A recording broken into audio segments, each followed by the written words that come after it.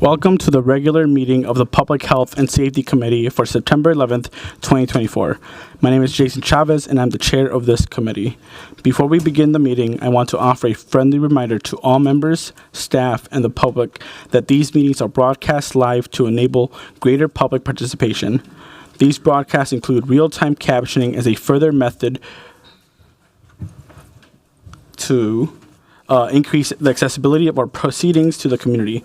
Therefore, all speakers need to be mindful of the rate of their speech so that our captioners can fully capture and transcribe all comments for the broadcasts. We ask all speakers to moderate the speed and clarity of their comments. I'll also note that the Board of Estimate and Taxation has a meeting in this room after us, so we will need to conclude by 4:30 p.m. to allow for transition. At this time, I'll ask the clerk to call the roll to verify the presence of a quorum. Councilmember Payne. Present. Rainville. Present. Ellison. Here. Palmisano. Present. Vice Chair Wansley. Present. Chair Chavez. Present. We have 6 members present. Let the record reflect that we have a quorum. We are also joined by Council Vice President Chuck Tai and Councilmember Chowdhury and Mayor Fry. With that, the agenda for today's meeting is before us. Although we have a full agenda today, there is only one item on the consent agenda, which is a revenue contract with the Minnesota Timberwolves to provide bomb detection security services at Target Center during large events. Are there any discussions on this item? Cool. I'll move approval of item number 3. Is there any further discussion? All right, members, all those in favor say aye. Aye. Those opposed say nay. That carries, and the consent agenda is approved. Next, we have 2 public hearings, the first of which is the consideration of Mayor Fry's nomination of Rachel to the appointed position of Emergency Management Director for a term ending in January 2026. To introduce this item, we have been joined by Mayor Fry, and I'm happy to invite him to speak on behalf of his nomination. Thank you, Chair Chavez, Vice Chair Wansley, members of the committee. I'm honored to be here with all of you to speak in favor of my nominee for Director of Emergency Management, specifically for Rachel Sayers. It is no secret that emergency management is of the utmost important work that we do. It is no secret that we've had a lot of lessons to learn over the last several years about how to do this work better. That work has culminated in a number of simulations, has culminated into increased communication both between departments and on a multi-jurisdictional basis, and has led to a trip all the way out to Emmitsburg, Maryland to work directly with FEMA to make sure that no matter what circumstance comes up, we are prepared for it. Now, part of preparing for an emergency or a crisis is also making sure that you've got the right person at the helm that is best able to facilitate a response, that has the necessary experience in place, that is ready to provide those communication channels, that understands the protocol, whether that's NIMS or FEMA guidelines, to make sure that our city is protected and our city is safe. By the way, this makes it all the more important that we have a person that can navigate some of these large-scale crises and has had experience doing so in the past. I'm very pleased with the caliber of candidates that we have had apply across the enterprise, whether that's our Commissioner of the Office of Community Safety in Todd Barnett, or that is our COO in Margaret Anderson Kelleher, or our City Attorney. These are people that are of the very top of their field, and Rachel Sayers is not at all an exception to that rule. In fact, she defines the rule itself. The experiences that she has had will better enable us as a city to be prepared in the case of an emergency. Many of you have had the opportunity to meet Ms. Sayer and are familiar with her distinguished career, but I wanted to highlight a few areas that may stand out. As a senior humanitarian advisor at USAID, the U.S.'s leading international disaster response, Ms. Sayer currently leads disaster risk reduction and response efforts for South and Central Asia, where she focuses on assessing and mitigating vulnerabilities through state and national governments. Ms. Sayer has demonstrated remarkable leadership as incident commander during several high-profile international disasters, like the 2023 Haiti disaster response, where she helped a coalition of international humanitarian aid organizations provide assistance for people who so desperately needed it, and helped more than 170,000 underserved individuals. When Russia invaded Ukraine in 2022, Ms. Sayer went to Poland to help lead the United States humanitarian strategy for those displaced or leaving the country. And then in 2021, Ms. Sayer helped lead a billion-dollar program in Syria, successfully influencing global policy to ensure aid to the country, and the aid to that country continued, and the residents had food to eat and a safe place to stay. Needless to say, these are large-scale, worldwide, international events of significant scope. Needless to say, she has led these efforts and led them with the kind of excellence that we expect here at the City of Minneapolis. And she is poised to enhance our disaster preparedness and response efforts, to implement these risk reduction strategies and foster improved communication among all branches of government. She's the kind of person that we need at this time to complete and to continue the work around emergency preparedness that our city has been undergoing. So as we continue to train and adapt to National Incident Management System, Rachel's familiarity with that system will be of critical importance. Looking ahead, we know that Minneapolis will face future emergencies. We don't know what that emergency will look like. We don't know when it will occur. We don't know which individuals will be called to serve given the circumstances that we're confronting, but we know that we're going to need to be able to respond. And part of that response is making sure that we have the right leader at the helm. Rachel Sayer is the right person for this job. Council members, I appreciate your time, and I ask for your support in this nomination. Thank you so much. Thank you, Mayor Fry. At this time, I'm going to proceed to open the public hearing for the appointment of the Emergency Management Director. If you have not yet signed up to speak, please see the clerk to sign up. Each speaker will have 2 minutes to provide testimony. With that, our first speaker is Howard Dodson.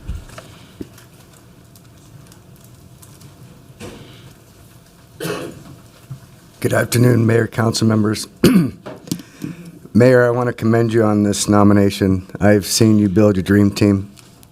Your city attorney, city manager, Barnett, Chief O'Hara, all the work that Cedric Alexander did. The 2 years that we've been doing outreach on West Broadway, North Minneapolis, it is night and day from where we started. 2 years ago was a wild, wild west. So thank you for all the public safety strides we've made. I just had a conversation at the library with a survivor from the apartment fire earlier this month. I've shared that video with many of the council members here. For 2 years, I've been asking for the LA Crisis Response Team to be replicated to take better care of our crime victims. That apartment fire was arson, and he hasn't had a crime victims advocate contact him. He's entitled to crime victim reparations. He's entitled for his therapy to be paid for. That's one issue that I would like to see this city replicate this crisis response team model, because our crime victims need better support.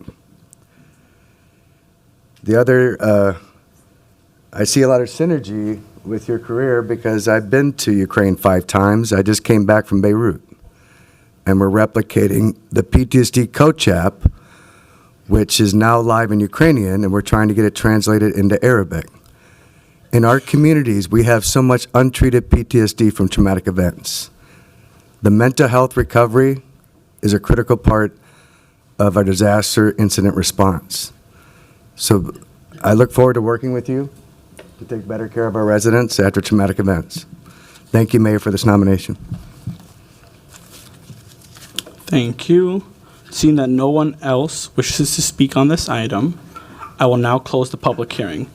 I now invite Ms. Sayers to address the committee. Welcome.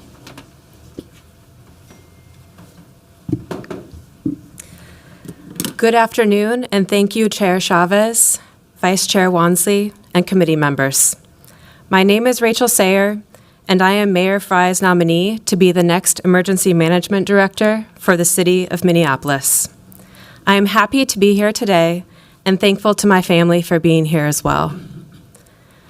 I look at the City of Minneapolis and the work it has done over the last few years in emergency management, and I'm excited about the opportunities here. I'm excited about the prospect of working as part of an integrated system that elevates the importance of emergency management. And I'm excited about the chance to continue making Minneapolis a leader not just in the state of Minnesota, but in the country when it comes to emergency preparedness. I grew up in Minnesota as the oldest of 5, and like many children raised here, many of my memories are about the natural disasters we faced. I remember the sirens going off in the summer nights when we lived in Minnetonka and hustling into the basement with my younger siblings. I remember trick-or-treating in the growing snow of what would become the Halloween blizzard of 1991. I remember stuffing myself into the hallways with all of my classmates for tornado drills in school. And I definitely remember my mom telling me, "Don't you dare open the refrigerator one more time," while we were without power after severe storms. When I was in 3rd grade, a priest where I attended school asked who would dedicate their life to helping others, and I raised my hand. It took me a while to figure out what that would look like, but in 2011, I earned a spot in the Presidential Management Fellowship, a program that fosters the next generation of leaders for the federal government. I started a civil service job at USAID, the U.S. government's lead for development and international disaster response. I knew I'd found where I was supposed to be. Although it was a huge change from working in the private sector and nonprofits where I'd started my career, I loved public service and government. I loved setting goals and working toward them until they were accomplished on behalf of our country. By 2014, I was working directly for the head of USAID, and my portfolio was the Ebola outbreak in West Africa. With a 50% mortality rate and a disease spreading fast across borders and continents, Ebola was the news 24 hours a day. Governments were shutting down flights, fear was high, and their need was real and urgent. Within the chaos, we set objectives for where we needed to be. We kept our focus on the most at-risk people, focused on public communications, and we ticked off one task at a time, day after day, until Ebola was at 0 cases again. At that point, I was hooked on disaster response, and I haven't looked back since. Over the last 9 years, I have served as the U.S. government's lead for several of the world's largest disasters. I worked for 5 years on Yemen, the world's largest hunger crisis. I worked on Syria, where people had lived under constant attack for years, and many had nowhere left to flee.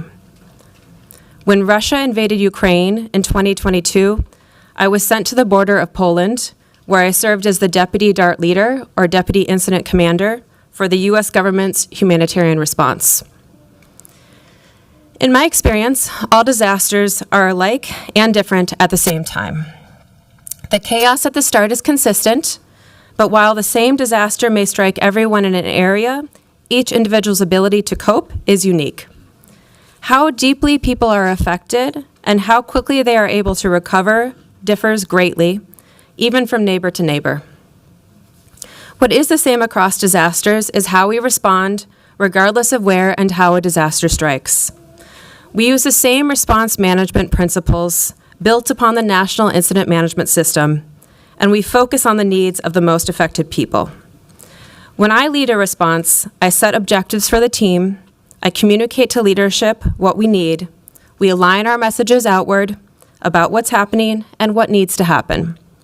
I ask for help from partners and other agencies when we need it. I ensure we are working in partnership with the community. I lead the team task by task, day by day, to the other side. I've done this consistently on disaster responses from conflict to hurricanes to floods. In 2021, when I was leading our humanitarian response to Northwest Syria, my sister had a baby here in Minnesota. When I came to visit and held my nephew, it was a game changer. From that moment, my new objective was clear. I wanted to be here as much as possible and be a substantial part of his life. I wanted to have a home and be a part of a community, and I wanted that to be Minnesota. Since I have moved to Minneapolis in the fall of 2022, I've been traveling up to 50% of the year for my job. Every time I've come home, seeing my nephew has made the long days and the hard work worth it. I've also been getting to know Minneapolis and falling in love with the city.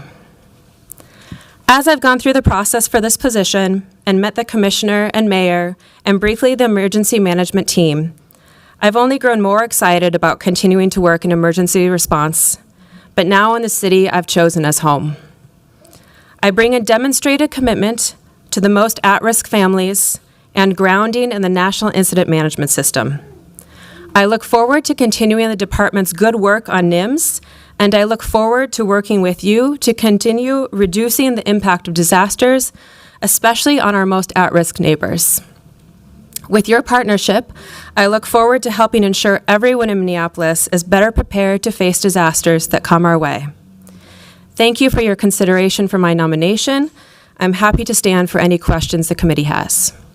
Thank you. Before we dive into potential comments and questions, I do want to acknowledge that all members of the Public Health and Safety Committee are here. I'm not sure if anybody walked in late, but you are here. And then Councilmember Osman has also joined us.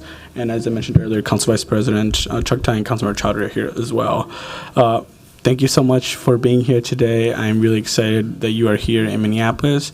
I'm proud to support you. My only comment that I have today in particular is making sure that in this position, we are working really hard to expand our language access, making sure that when it comes to emergency preparedness, that we're able to communicate in different languages to some of our residents that don't necessarily speak English. So very excited to have you here in Minneapolis, and I'll be proud to vote in favor of your nomination.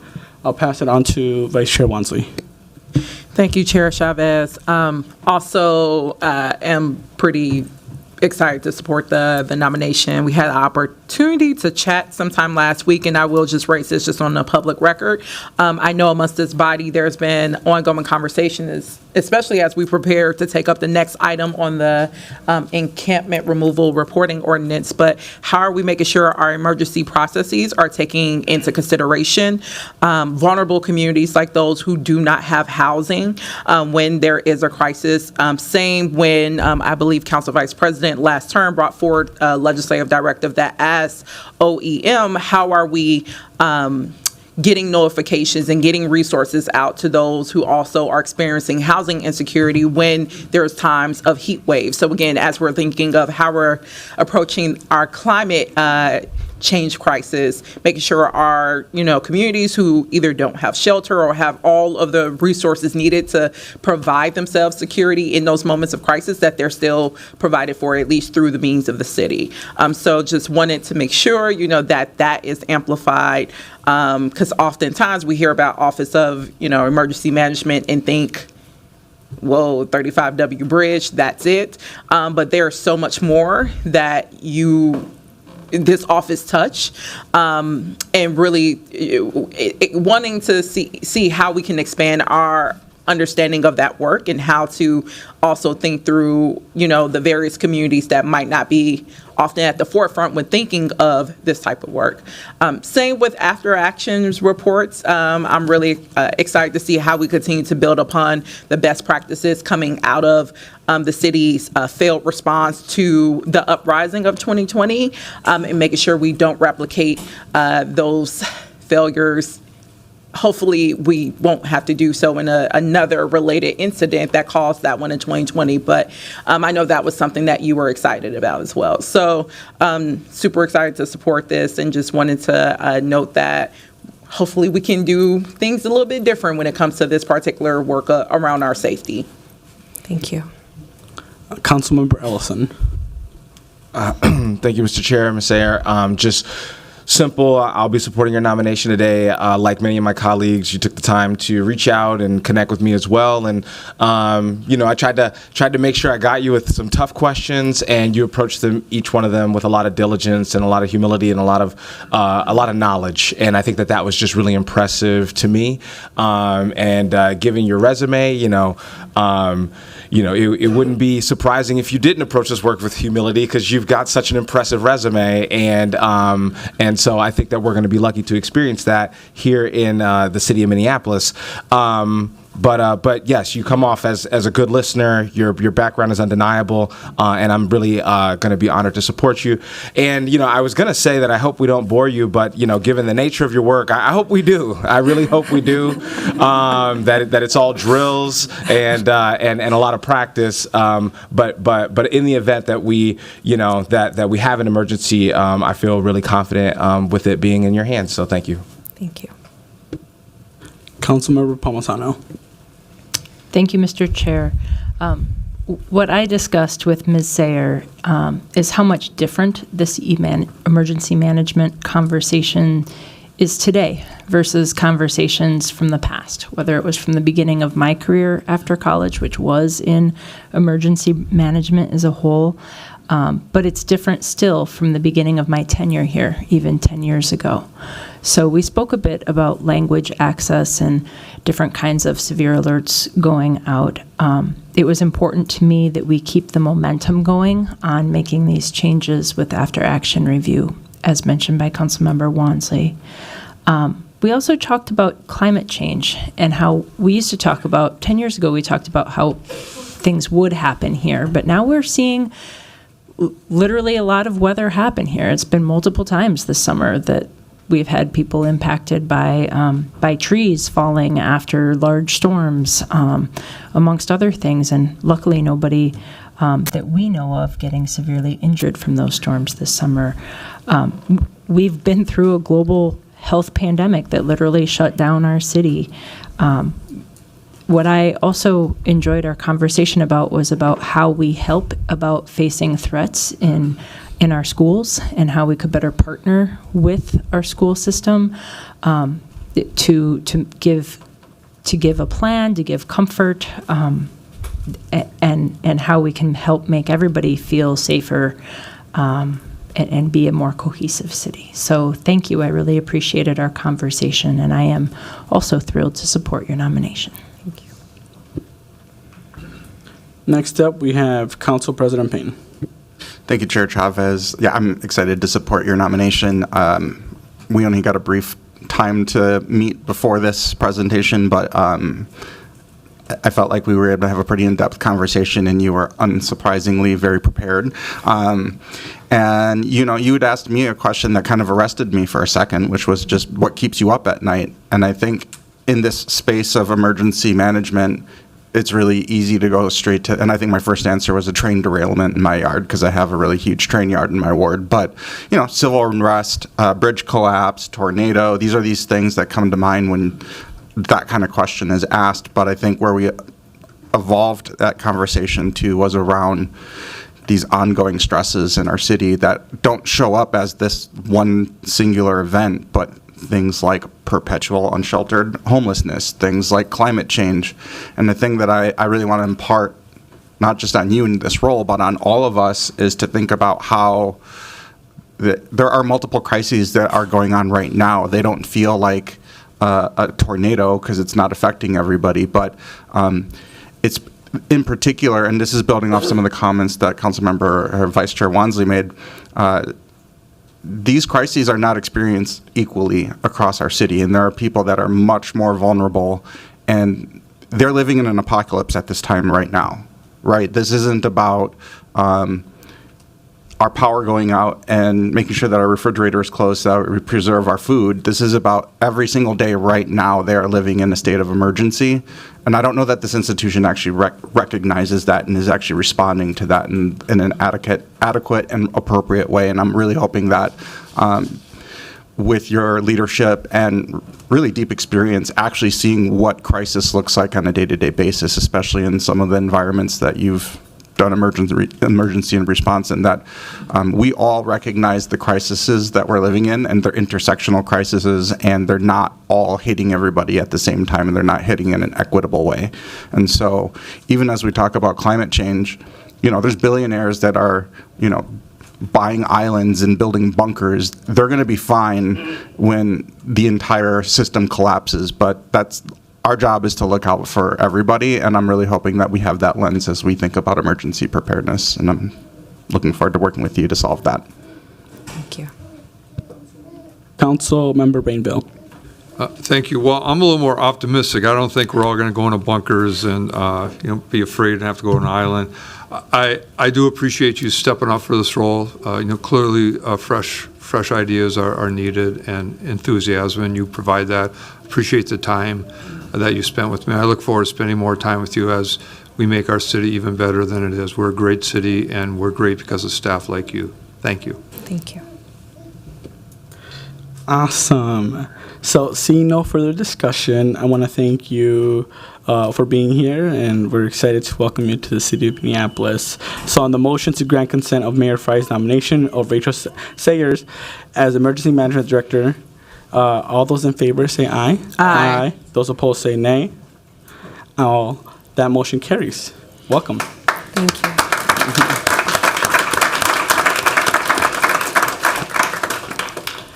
Great. So, the next item is a passage of an ordinance amending Title 12, Chapter 244 of the Minneapolis Code of Ordinances relating to Housing Maintenance Code, amending temporary housing provisions, including Section 244.6 to establish provisions mandating regular reporting, included but not limited to outcomes for individuals experiencing homelessness related to encampment removals delegated by any ordinance or other city policies relating to homeless encampment removals.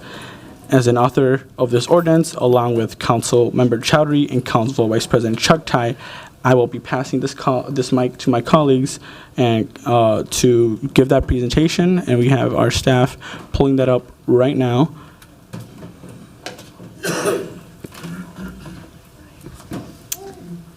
Thank you so much, Chair Chavez. I am really glad to be welcomed here today to the Public Health and Safety Committee, not my usual committee.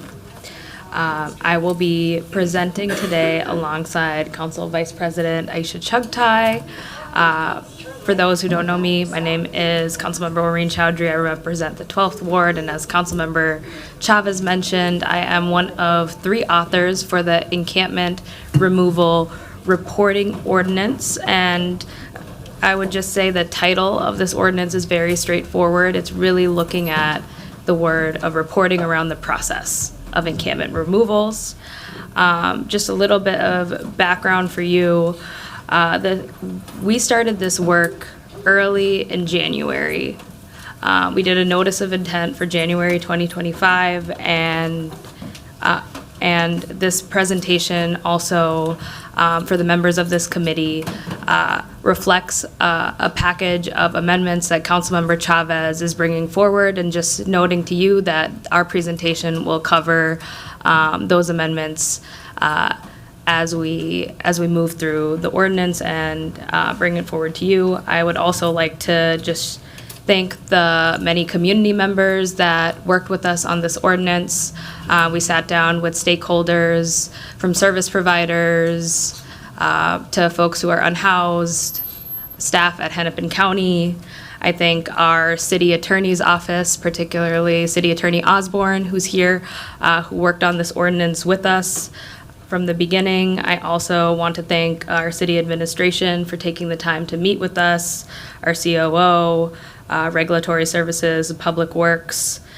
And I thank all of the members of the public who have been really engaged around this ordinance, who have provided their advocacy and voice. And if you are here to come and speak in the public hearing today, I'll speak for the authors. We're really excited and grateful to hear from you. I want to start off by saying that this is titled Encampment Removal, right? That is a clear way of sanitizing what this situation is.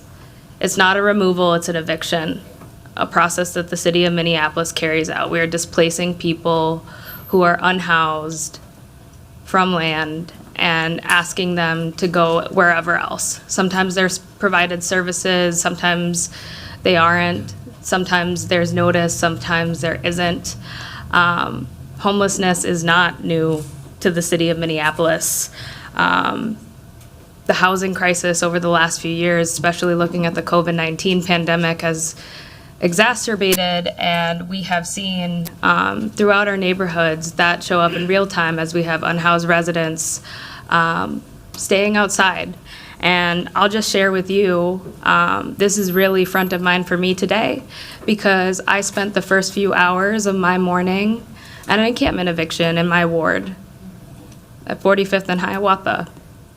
And I will just say, the people that were being pushed off there were having some of the worst days of their life, and have been having some of the worst days in their lives. I've been connecting with them and workers at Hennepin County as we've been working to coordinate services, talking to the business community, as the company where the responsible for the land decided to do an eviction. My goal was to ensure that service provision was coordinated and that the folks that were being asked to leave had some form of a human person talking to them and connecting them to the next thing. At the core of unsheltered homelessness, we know that there is a real issue that we're all collectively facing around substance use disorder, mental illness, and again, a lack of housing. And at the core of all of it, this is a public health issue, and that's why us as a body, the Minneapolis City Council, declared unsheltered homelessness as a public health emergency.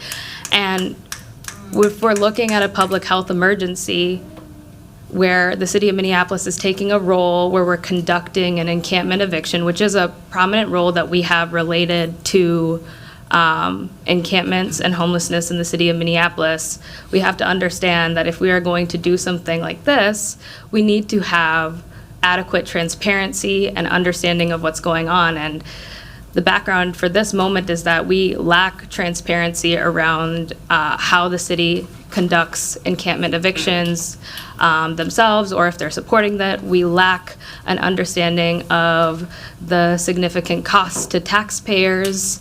And the questions come up of like, how has this been a part of reducing homelessness in our city? How much of our resources are going towards this, and how much of those resources could go towards something else? This council is responsible for oversight. That is one of our main functions alongside legislation, constituent services, budgeting.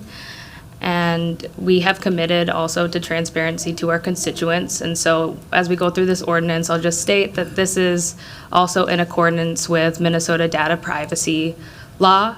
I'll pass it next to my colleague, Council Vice President Chugtai. Thank you, Councilmember Chair Chavez, Vice Chair Wansley, and members of the Public Health and Safety Committee. Thank you for in welcoming myself and Councilmember Chowdhury to your committee to present on this ordinance. So I'm going to continue giving you a little bit of background, and then we'll cover the details of what is included in the reporting that we're bringing forward here today. There are two specific places that this policy comes from, and I want to highlight both of those here. The first, in the last council term in November of 2022, the City Council approved a legislative directive authored by myself and Council Member Chavez, Chair Chavez, to study the costs associated with encampment closures and removals. And in April of 2023, the city administration provided a report and presentation. And the purpose of this report really was to do a look back over the 3 years that the city had been dealing with large-scale unsheltered homelessness. And the report itself focused, however, on a case study of 4 specific encampments that were pretty large scale in nature, and the costs associated with removals. One of the things we learned during that time was how difficult it is to do a look back over multiple years when this information isn't being tracked on a regular basis. So this ordinance seeks to alleviate that, so we can be doing a more thorough analysis of the city's resources. In those case studies, what we learned was, on average, an encampment closure costs the city about $120,000, and at that time, it was estimated that over the 3 years prior to April of 2023, the city had spent an estimated $5.5 to $7.5 million of taxpayer resources in the closure of encampments. That's a significant amount of taxpayer money. And so wanting to have safeguards in place to really be evaluating how that money is being used on an ongoing basis. The second piece I'll speak to is the work that has happened in New York City with council members Hanif and Nurse that this policy is similarly looking to. In New York City, they require that same sort of structure, 2 quarterly reports. The first one looking at each time a New York City agency worked to remove a person experiencing homelessness from any public space, or including when it was coordinated among multiple agencies, or when a person was asked to vacate a public space by a police officer. You'll see in the next slide that we narrowed our ordinance to looking specifically at encampments and not a more broad overview. So with that, this specific ordinance requires 2 quarterly reports. The first one that tracks information on the location of an encampment and the coordination of removal, and specifically how the decision to remove or close an encampment was made. There are certain guidelines that are available on the city's website that are made public on how the administration approaches encampment closures, so this is a part of this tracking decision making that is already happening within the city that the council and the public don't have a lot of awareness of or insight into, along with an assessment of the number of city departments that are involved, external service providers that are involved. The city website also lists a number of service providers and partners that the city works closely with on this issue, along with all associated costs of the removal itself. The second part of the report looks at, well, what's the impact on the people who are affected? So both looking at the residents that are living in an encampment, unsheltered individuals, along with the surrounding community, because we know that a surrounding community is affected when an encampment exists in our neighborhoods, along commercial corridors, on public-private land. And so looking at the types of housing services and supportive services that are offered, along with 311, so non-emergent calls for service for the city, to the city, along with emergent calls to the city, and really understanding what are the types of calls that come in, and the types of response the city has to those. All right. Next, we're going to be going into the ordinance. I want to start off by kind of going through some of the principles that are governing this work. One of the questions that I've gotten as we've been moving this work is, why do we need this, Councilmember Chowdhury?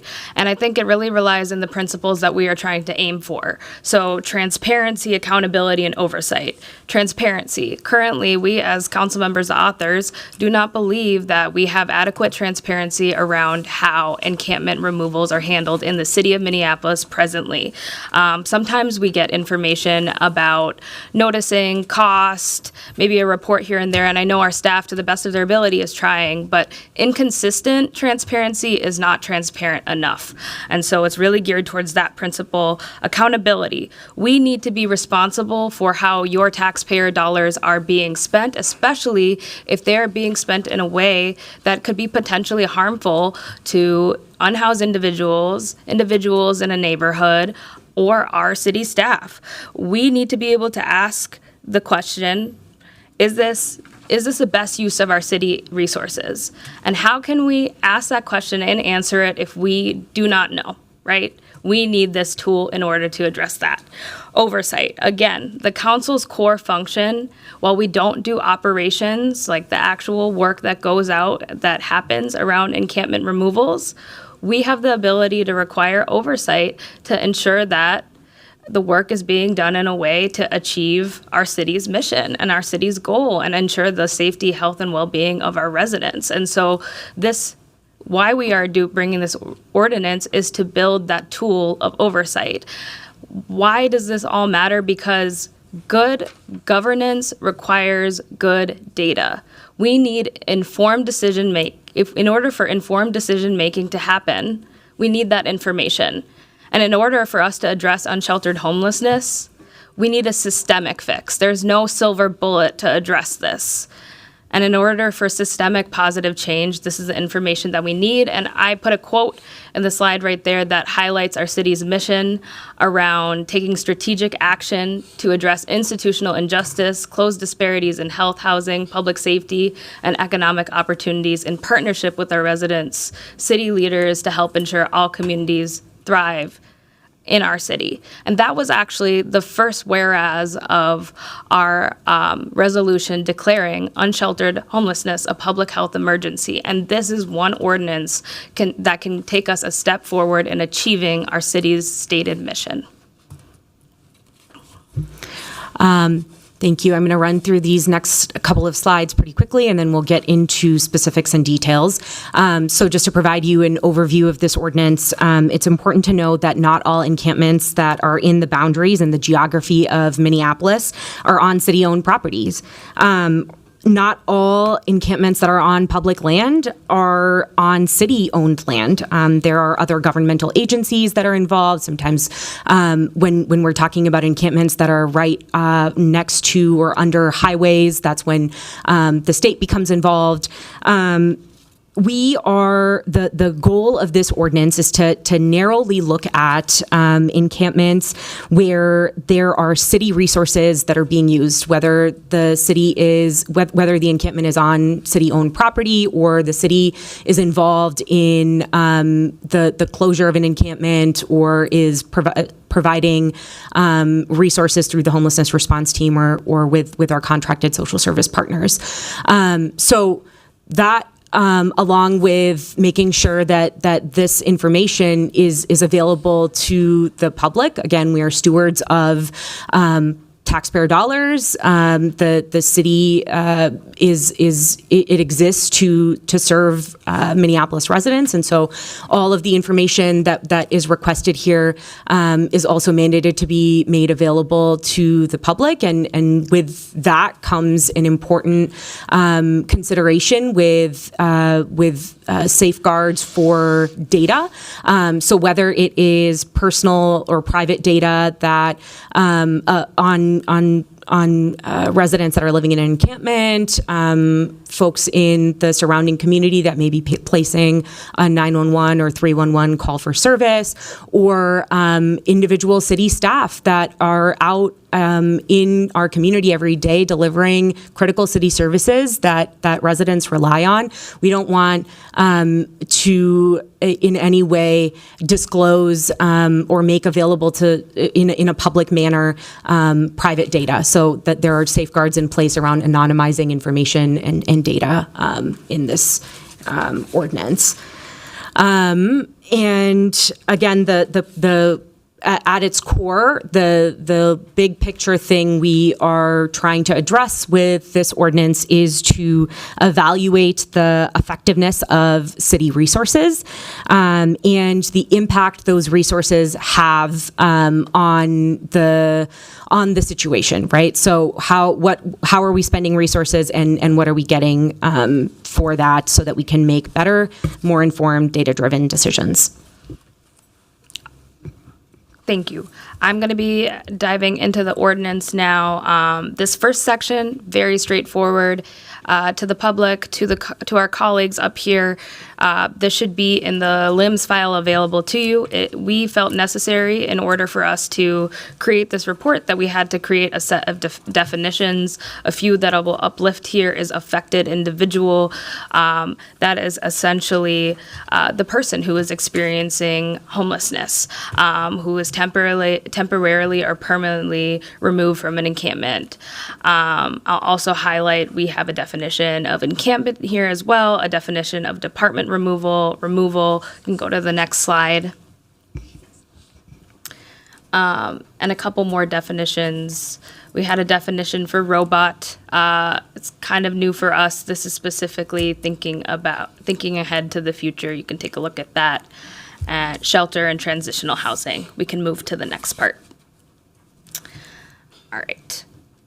So for this section, I'm going to be talking about the first of the quarterly reports.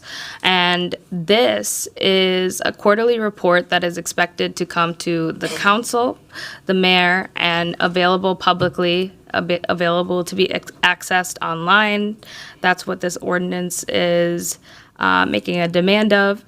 And this will really look at information about the encampment removal. The list is right there, but I'm going to kind of just run through some of them. We want a unique identification code for each removal, location data, including the council ward and history of previous removals within a 1 mile radius. I feel like it's important to state the purpose around that. We have seen within the city of Minneapolis, oftentimes there will be an encampment eviction, and then those same unhoused residents will move to another encampment, oftentimes just a few blocks away. So it's there to help us understand the trend and direction in which people are moving as a result of city actions, the source of initiation for the removal. Was it a 311 call? Was it the city's call? Was it a resident ask? Was there an incident that happened? The timing of the removal, department staff, service providers involved through the duration of the encampment and present during the removal. And I will highlight to everyone here, when we are asking for information about department staff, we are keeping that anonymized, and we are only asking for the department itself, not a job title. We want to ensure the safety and protection of our city staff while getting the information that we need so we can make informed decisions. I'll give a note.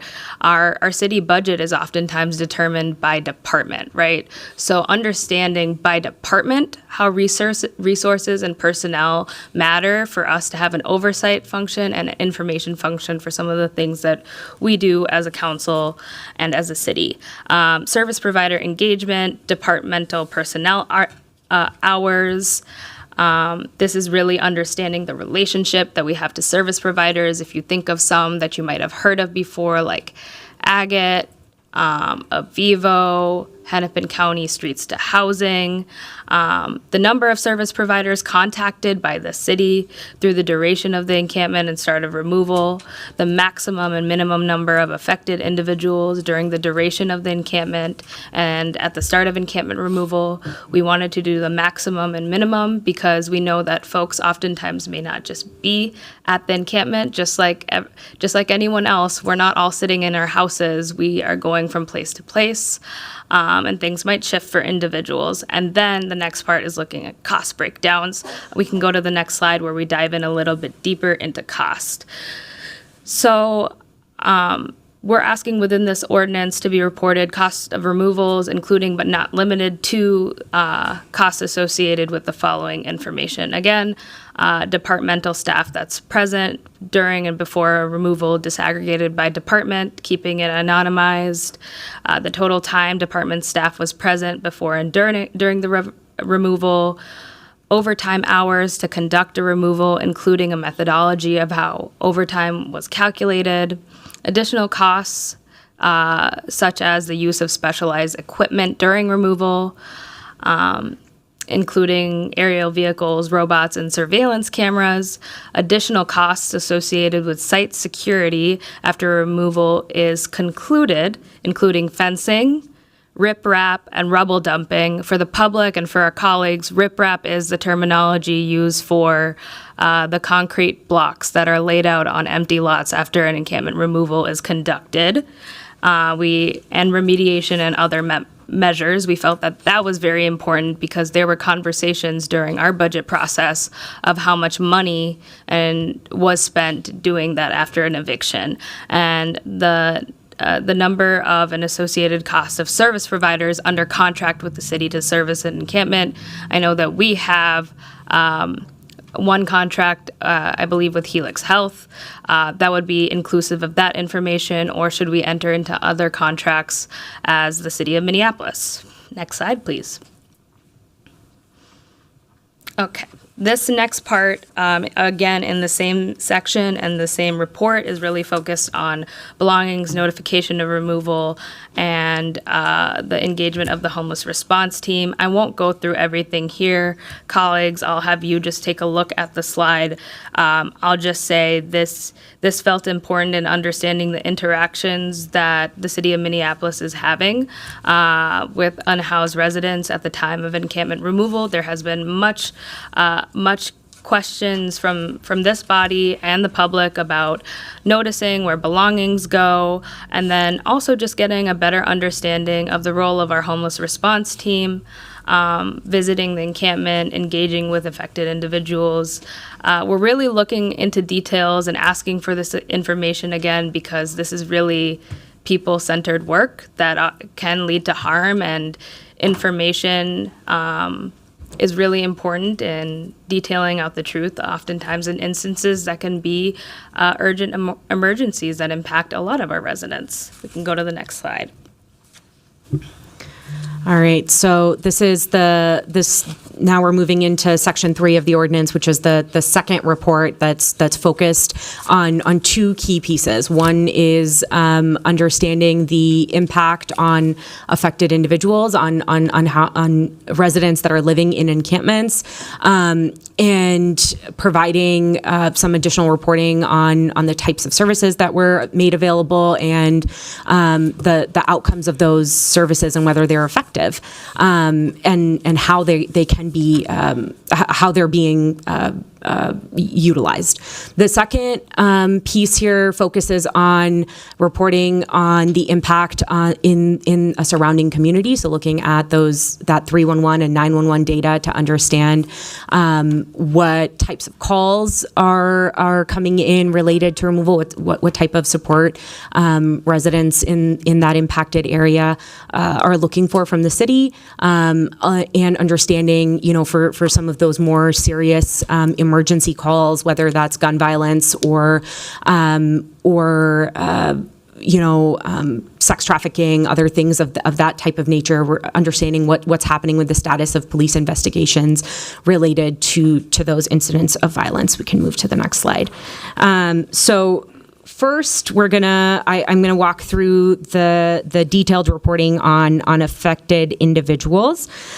So this section again mirrors a lot of what we see in the first report, where we're looking for a unique reference to each removal, each encampment. So we're tracking how encampments are moving from place to place, and then for each encampment removal, understanding where in which council ward they're located in. Anecdotally, we understand, and with some of the tracking and data that we have available right now, we understand that there is a concentration of unsheltered homelessness that specifically affects wards 6 and 9, South Minneapolis. But we know that unsheltered homelessness has also existed in other parts of the city, including Ward 5 in years past. So really seeing how the patterns are shifting in our city and what that means for the resources that need to be allocated. The availability of shelter beds at the time of removal and whether an affected individual is able to book a shelter bed at that time of closure. This is important because it's something that comes up often when there's an encampment removal that happens, encampment that's closed. We have lots of discrepancy between governmental agencies, service providers, and community members on whether there was availability of shelter. And then, the city of Minneapolis certainly does not operate the shelter system here. It's Hennepin County and a number of other social service providers that the city works in partnership with. But being able to, there are times of day when it is not possible for an individual to call the shelter hotline and be able to book a shelter bed for that evening. So being able to know, if there are 15 people in an encampment, how many shelter beds are available? Are they able to book a shelter bed? And how are those choices allowing for people to move into temporary and permanent shelter or not? And then also asking for the number of individuals that are offered shelter on the date of removal, affected individuals who are offered housing vouchers, agencies that are doing that, and the total number of vouchers that are offered, accepted.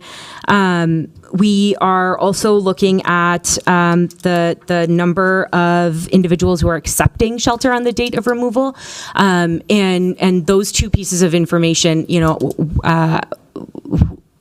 who we're offering shelter to and who is accepting shelter, really looks at, is responsive to some of the conversations we've had with Hennepin County and other contracted providers that are telling us, on the date of a removal, there's a greater likelihood of being able to move people into temporary shelter. And so, holistically really trying to get a snapshot of what's happening. In addition to that, also asking for information on housing placements, supportive housing availability, and individuals who are able to enter into transitional housing, along with a number on arrests that are made at the time of removal. These don't happen all of the time, but really wanting to keep a close eye on how and when that's happening, and really being able to make better decisions at a systems level. The second piece of this ordinance, and we can move to the next slide, or this report, focuses on the reporting of safety-related matters of encampments.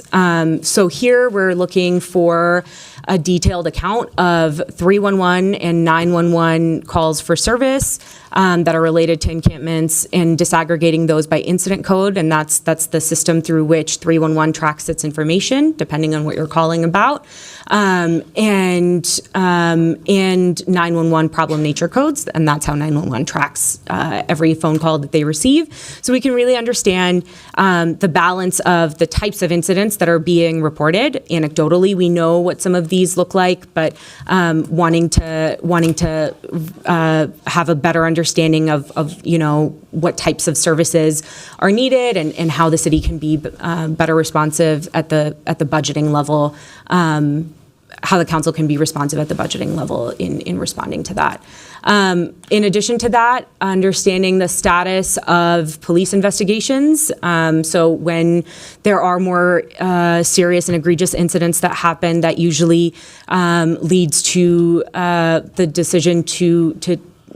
decision the need to close down an encampment faster. And so not losing track of the status of that act of violence that happened in the first place, and whether it's being investigated, and what's happening with that, so residents in the surrounding community can understand what's going on there. And then again, all of this information comes back to being anonymized and presented in a way that is compliant with state data privacy laws. All right, colleagues, we are getting close to the end here, just so you know. Just wanted to highlight, I know that it is very important to our colleagues up here to understand our process in working with the administration, because we are obviously asking the administration to pull together this information and report it out to us and the public. This is just a timeline of some of the milestones that we've had in our process. And just transparency for you all. So we gave our notice of intent again in January. We introduced in February, early in this year, and then it was referred to staff on February 14th. Us as authors initiated a meeting with our city COO. At that time, our city COO committed to setting up a follow-up meeting. You'll see there's some time that passed there. We initiated a follow-up to request that meeting. We were able to get that meeting on August 22nd, and we received proposal of changes from the administration on September 10th. We took those considerations and that discussion very seriously, and we had a discussion amongst each other as authors, and we included a number of them that we felt strengthened our ordinance, lined up with that commitment around protecting the safety of our staff, and also For the things that may not have been included, the reasoning truly behind it is we wanted to maintain the spirit of this tool that we are putting forward together. We want to have an adequate tool for us to understand how the city is participating in encampment evictions, the cost, and really also give us an opportunity to diagnose gaps within the system or problem areas within the system, again, to lead us forward in making informed decisions as policymakers in partnership with residents to make systemic change should we need to. And I will lay in my personal opinion, it is very clear when it comes to unsheltered homelessness, we need systematic change. We can go to the next slide. I want to just quick tell you what this ordinance is not, because my office has received reports of misinformation that has been out in the community, and misinformation can be scary. And so we want to be a part of giving you what you need to know. So first, this ordinance is about building a tool. This does not touch on the legalization of encampments or the legality of it. It does not legalize encampments. So just putting that right there on the table for you to know. There was a fear and a worry that this would dox 911 and 311 callers. We do not want to de-incentivize people from calling 911 or 311. We have checked with our city attorneys. We have adjusted our language to be extra sure. We will not be sharing the identity or the location of any 911 or 311 caller. We really just want to get the safety information related to an encampment. Oftentimes we have unhoused residents who are calling from within the encampment because they are experiencing safety issues. We want them to be able to do that. We want neighbors to be able to support one another, and we want emergency responses adequately should there be an emergency. This does not change encampment procedure response. Again, this is a tool. And I'll just lastly close by saying this before we head into the public hearing. Unhoused people are human. They deserve dignity and respect. And I usually don't feel the need to say that, but over the last few days, especially with the reporting about the assault on unsheltered individuals, I think at a shelter from, unfortunately, community members, we need to say that.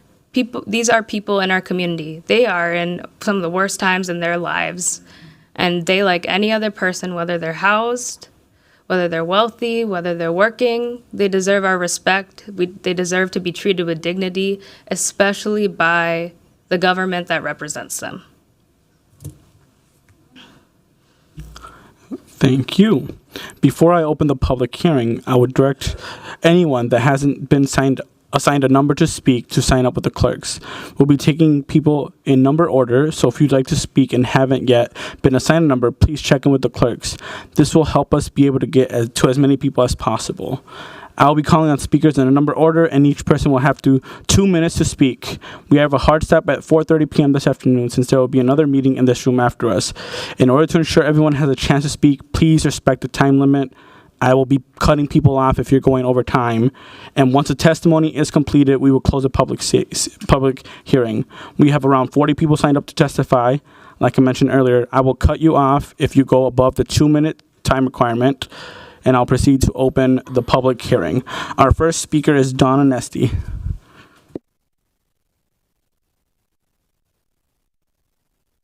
Yeah, I have to tell you, I had a hard time even understanding what you guys are trying to do. I just want to say that I think you said you're narrowly looking at encampments. But I say stop looking at that. Look at the big view.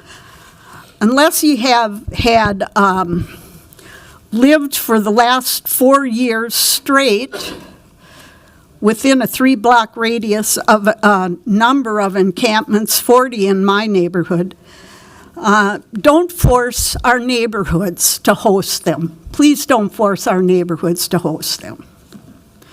And unless you're willing to take your bedroll and spend a weekend sleeping in one of those encampments, don't force these people to live in them. we can do better. We can look at the big view and when you clear out an encampment, say you can't stay here, but you can go here. Go indoors where there's flush toilets and medicated assisted treatment for these people, social services.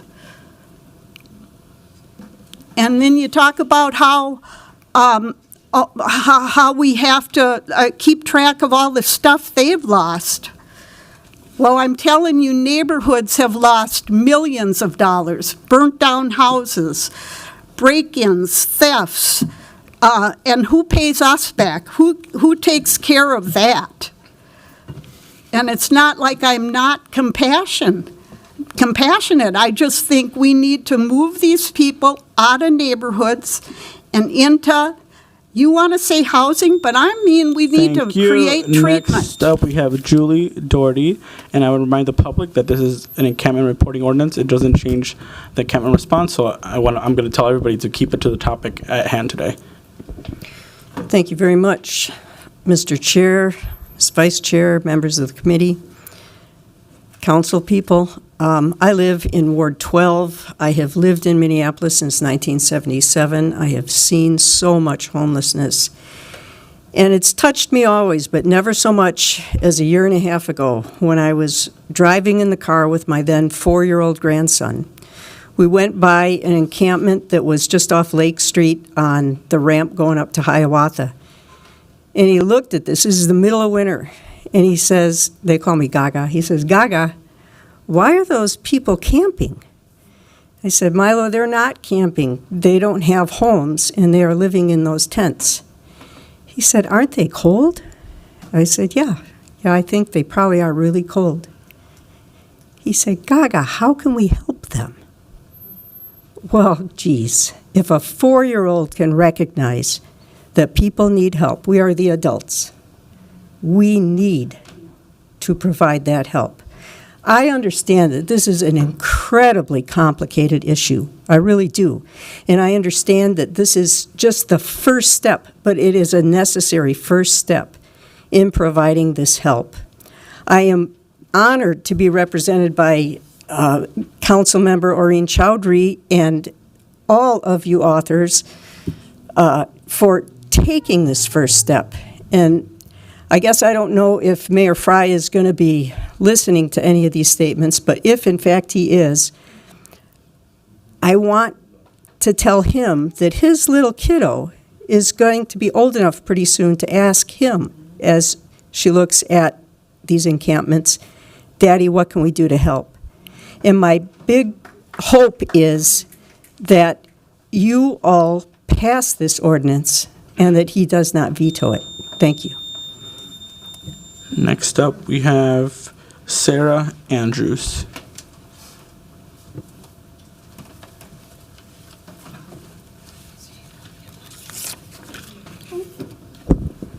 Hello.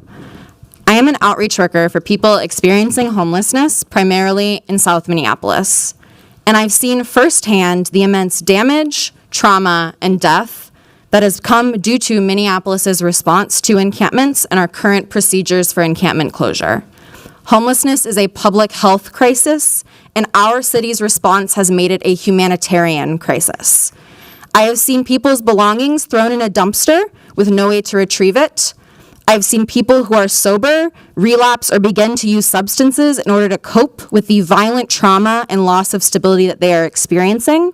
I have seen youth drop out of school due to the frequent displacement.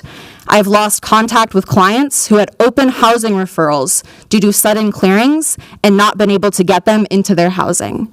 We have to break the cycle of violent displacement. Encampment sweeps are not and have never been a solution. But while we are continuing to close encampments, we need to have a humane and standardized response in order to continue to protect the civil rights and the safety of both our housed and unhoused neighbors.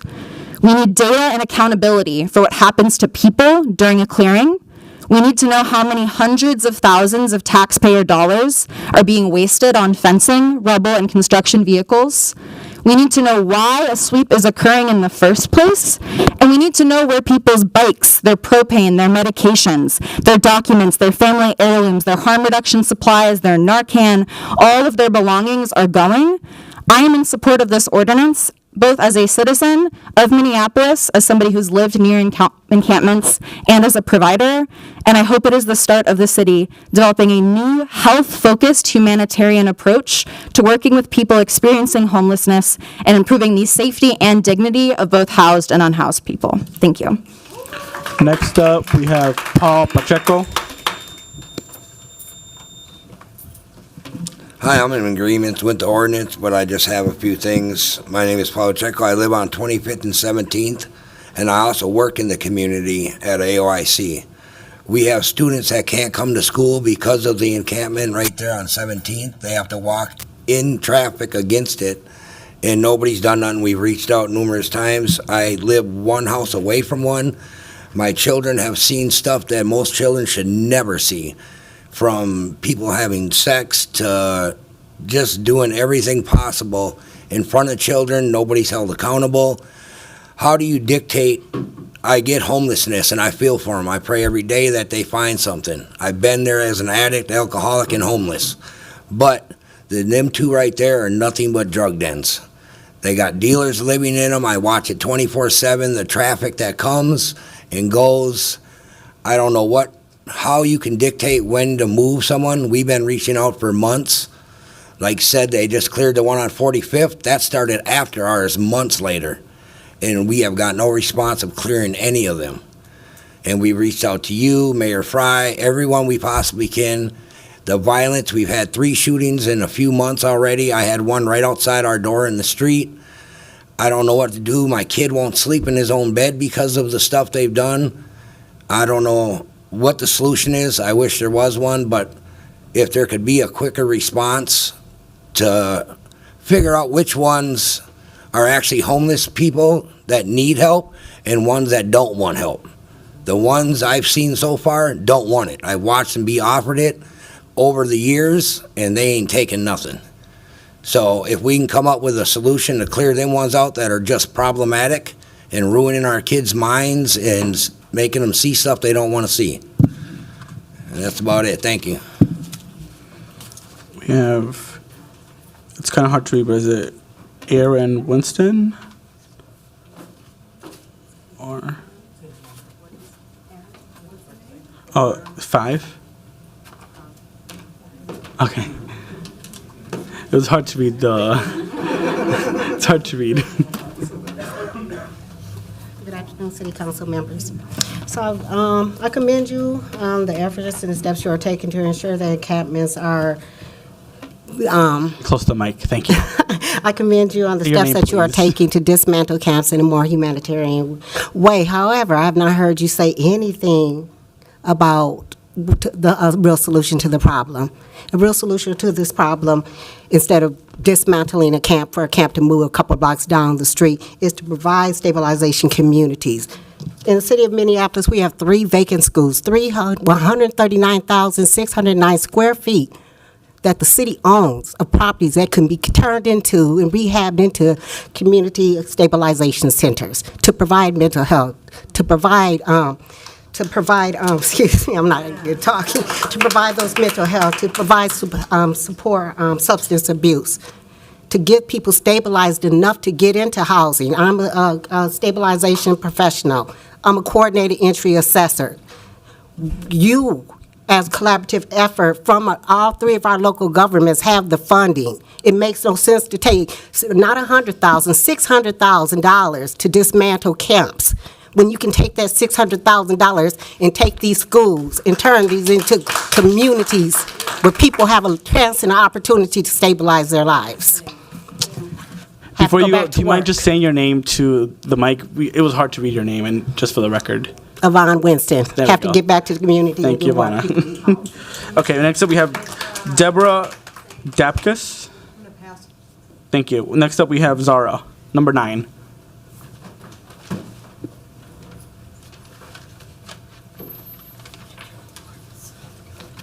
Thank you. My name is Elizabeth Anderson, and I live in Ward 9. And I support this ordinance because in Minnesota we have a proud tradition of caring for our neighbors. But right now, I am appalled to live in a city where my tax dollars pay for bulldozers evicting and re-traumatizing the same group of residents over and over, and that we don't yet have the transparency, the oversight, and the accountability we need to show that any of this is working. I was at an encampment eviction this spring, and I saw an entire street's worth of public work dump trucks already filled with rubble, lying in wait for when the bulldozers were done. And I was asking, how much is this costing my taxpayer dollars? How much is this costing the city? Why wouldn't we need to know how much money we're spending and whether or not it's working? And it's clear to me after watching that same group of residents be evicted and moved around the city over and over again that we are wasting money on something that is not a solution. If evictions were working to end homelessness, they would have worked by now.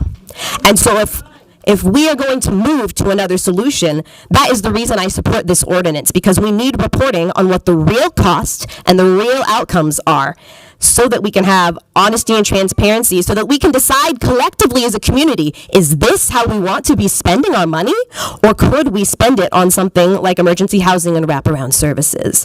Because I know none of us want to see our neighbors sleeping outside in 20-degree weather in January. None of us want to be that kind of city. We want to live in Minneapolis where we are a leader in taking care of the most marginalized. I deeply believe that if we can build a city that works for those who are most vulnerable, then the rest of us will be taken care of. And in order to do that, we need data, we need accountability, and we need oversight so that we can build the world that we want to, where all of our residents are treated with dignity and respect. Please support this ordinance so we can move ourselves another step further in that direction. Thank you. Next up, we have Linda Leonard. Number 10. Linda. Thank you, Jason. My name is Linda Leonard. I live in the 2500 block of 18th Avenue South, and I own and manage properties on the alley facing the encampment that currently is at 2531 17th Avenue South. I think that this group of folks is well aware that data collection is difficult in a neighborhood when people don't speak English as their first language. So as you're collecting data, I want you to know that the people I'm responsible for, about 50 of them adjacent to that particular encampment, they don't report what's going on because they don't speak English and they're terrified. I've been assaulted. Others have been assaulted on my property. The parking lot is now a public latrine, and I'm helping pay the city's responsibility because the city is fining me for graffiti. The city is fining me for excess garbage. The city is holding me accountable for the unhoused that the city isn't looking after. However, a number of the people living in that encampment really aren't living there. They visit there. We can tell you who the drug dealers are.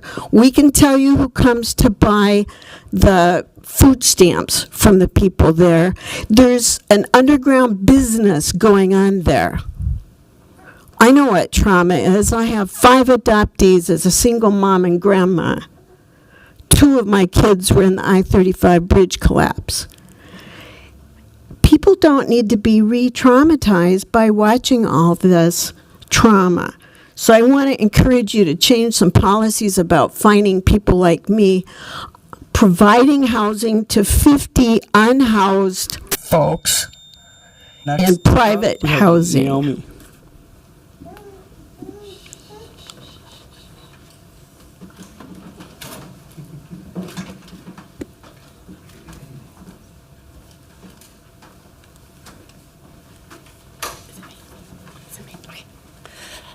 Hi, my name is, oh, that's, I didn't even start. Thanks, Naomi. All right, hi, my name is Naomi Wilson. I'm a Ward 9 resident. I support this ordinance because, first of all, it's good governance. We want to know where our tax dollars are being spent, especially when Mayor Fry is trying to raise property tax 8%. And we're finding out hundreds of thousands of dollars are being spent on encampment evictions that don't do anything to house people. Come on. Housing is what ends homelessness, not evictions. Evictions lead to death.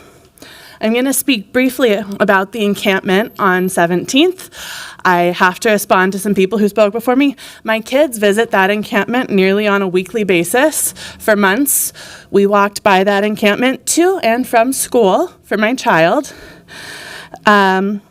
My child asks to visit that encampment because he knows the residents there. They are unhoused people who I've known for 2 years. In 2 years, they haven't gotten real connections to housing, and that's why they're there. I also want to speak regarding Councilmember Palmisano's motion. Hennepin County has a housing first policy. They even participate in initiatives like Vision Zero. And I noticed in reading Councilmember Palmisano's motion that it removes all reference to housing offers in this ordinance. And so I am just wondering if we can assume that Councilmember Palmisano is moving that the city work in direct opposition to the county instead of what we have currently in the text of this ordinance, which is housing offers, housing vouchers, and that would put the city in agreement with the county, which is pursuing a policy of housing first.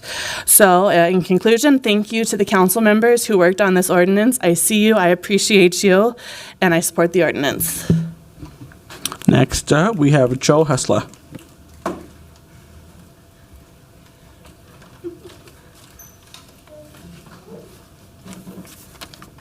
My name is Joe Hessler. I live in Ward 9 near South High School.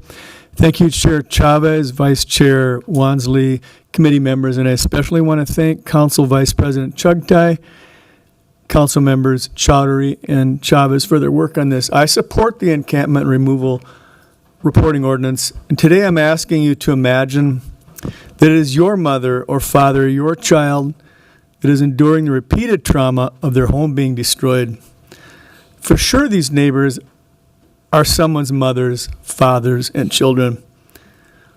A sweep is a sneak attack on a community.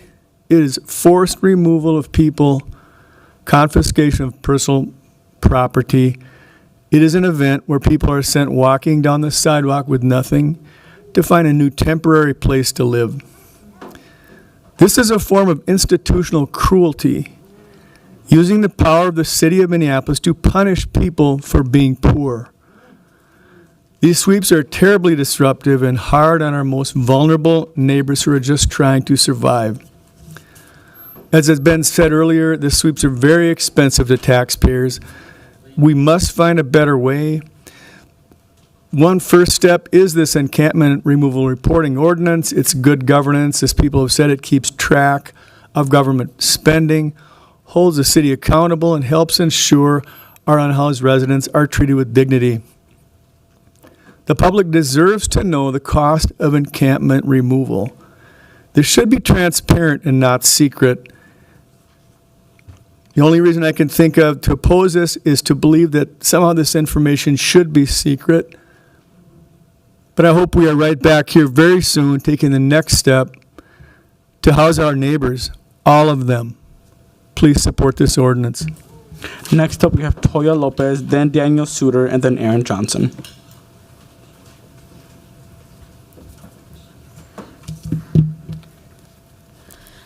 Hello, everybody. My name is Toya Lopez, and I'm a resident of Elliott Park in Ward 6. And I'm also have been a public health professional for the past 9 years. I'm here because housing is a public health issue, substance abuse is a chronic illness, and racism is a health emergency. All solutions to treat our unhoused patients, our unsheltered neighbors, our fellow residents of Minneapolis, they are residents here. All solutions that are made like towards encampments or towards my unhoused relatives should be for the purpose of improving health. And reporting allows us to ask the questions, are we actually solving the problem, or are we more interested in punishing people for existing? I support the encampment removal reporting ordinance, as without full transparency, we are unable to assess the effectiveness of the city's efforts and source of funds that are shared across various initiatives. Health and social service professionals have also advocated for viable, evidence-based approaches that are still underfunded. We've also put forward the added stress put onto the health system due to increase in overdose, crisis support needed, and loss of communication with patients. Community justice advocates and survivors of displacement are also here demanding accountability for the human costs associated with homelessness and encampment sweeps. Transparency is also in the spirit of democracy, an informed public, and civic engagement. There's much more to say, but the reality is simple. Without full transparency, the city cannot justify its use of resources, especially in regards to public health. And without full transparency, the city cannot be held accountable. Next, thank you. Next up, we have Daniel Suter. I traded with Farah. Thank you, Farah. I'm 22 now. Hello, my name is Farah Habad. I'm a Ward 6 resident. I'm here to speak in support of the ordinance. And a lot of the response to the encampments, one of the things that immediately comes to mind is Kafka's metamorphosis of the ways in which once we deem people as vermin, we're now willing to enact unspeakable amounts of cruelty to these individuals. And so I think to the harms that just took place at the St. Anne's shelter, right? That becomes a natural conclusion to the ways in which we've violently swept people out of these encampments for so very long at a cost that comes directly to us as individuals. $5 to $7 million on sweeping in encampments. I think about how much more of an impact that $5 to $7 million would have had to an Avivo, to an Agate housing, to places that are already doing the work to ensure that we actually have solutions. And so the problem then becomes when we continue to place lip service towards things and say things like we care about these vulnerable people, we're really sad about the things that are happening, but then do only the status quo over and over and over and over again in hopes that something is going to change. I don't think that this ordinance is going to be an end-all be-all, but it's the first time I'm actually hearing a step in a direction to do something different, create the information, compile the data, and actually take care of these people. When I was in college, I was homeless, sleeping in a park, right? And I was able to be somebody that was able to get a couple of resources, a couple of olive branches extended to me, and now my life is completely different. But if I'm in those parks for a prolonged period of times, there's no saying what my life would become, right? And I know a lot of y'all personally. Y'all know me, right? And so I just think about myself as those people, right? I think about my brother as somebody who was living in those spaces, right? And so I think that we have a vested duty to do something about the status quo, to actually compile this information, to make new initiatives take place that does not sweep these people away like vermin, because they're not. They're our neighbors. Thank you. And next up we have Aaron Johnson, and then I believe it's George Lundgren, and then Elizabeth Anderson, but I think you just, okay. It was Aaron Johnson, then George Lundgren. Thank you, Council. My name is Aaron Johnson. I'm a Ward 8 resident. I am filming a documentary about encampments. I have actually, the first eviction I filmed, I live streamed, was 3 years ago this week. In the last 3 years, the cruelty, the brutality that I've witnessed, the apathy from our police, from our city officials. And I just want to state for the record, our mayor is not sitting in his chair. I was recently, this is not the first time, I was recently at a public meeting, hosted at a police department, hosted by my council member, Andrea Jenkins, who is also not present. During that meeting, basically we all just were like speaking our pieces at each other. There was no resolution. There was no follow-up meeting. Residents of encampments are losing things like their grandmother's wedding rings, their dead daughters' graduation cap, necessary One of my like vancomycin to treat infections. This lady rolled up her hand. Her whole hand is just like infections, and she was not allowed to get her antibiotics. These are very intentionally cruel against poor people, against the most vulnerable, against the disabled. I went 4 years with no income because it took me that long to get approved for disabilities. I just am very lucky to have a landlord that let me go a year at a time without paying rent. So the neighbors are pissed. The residents are dying. Minneapolis residents are dying. People like us are forced into situations where we're not getting paid. We're out here doing our best to help our neighbors. But for what I'm suffering as a result myself, I'm on my fourth housing coordinator. I still have no housing. Thank you, Aaron. And next up, we have George Lundgren. And then we have Howard Dotson and then Julie Wickland. George Lundgren, lived in Minneapolis for 50 years. Son lives a half a block from the encampment under the bridge at 35W in Lake Street. He's lived there for the last 20 years. I'm so impressed by all the compassion, and everybody is moved about the pain and the suffering of all these poor people who are homeless. I haven't heard anything about the pain and the suffering, except from one or two people. The pain and the suffering of the people who have to live with these people, the neighborhoods that are taken over. I could give you the same stories, but you probably know them. A lot of drug addiction. The treatment for homelessness is not keeping homeless camps. Treatment for addiction, drug addiction, is not panhandling and giving money to the addicts so they can run their communities. Just keeping it very simple. I just think things would change quickly if we had a change system in the encampments. They became a nomad encampments, and they were moved every 2 weeks. And the first week they would be in this gentleman's block, the next week at that gentleman's block, 2 weeks later that lady's block, et cetera, all the way down. And I think that would change your perspective. I hear a lot of sympathy for the people who aren't paying taxes, who aren't helping pay for the sewage, pay for the water, pay for the electric lights, pay for the fire departments, pay for the police departments, pay for the daycare, and pay for your salaries. And I don't hear any sympathy for the poor people who are paying for all that sort of stuff. And they're just being kicked in the teeth every day by these people who are abusing their properties. And I can give you the same stories. They're pooping on my son's property. There's needles, there's condoms.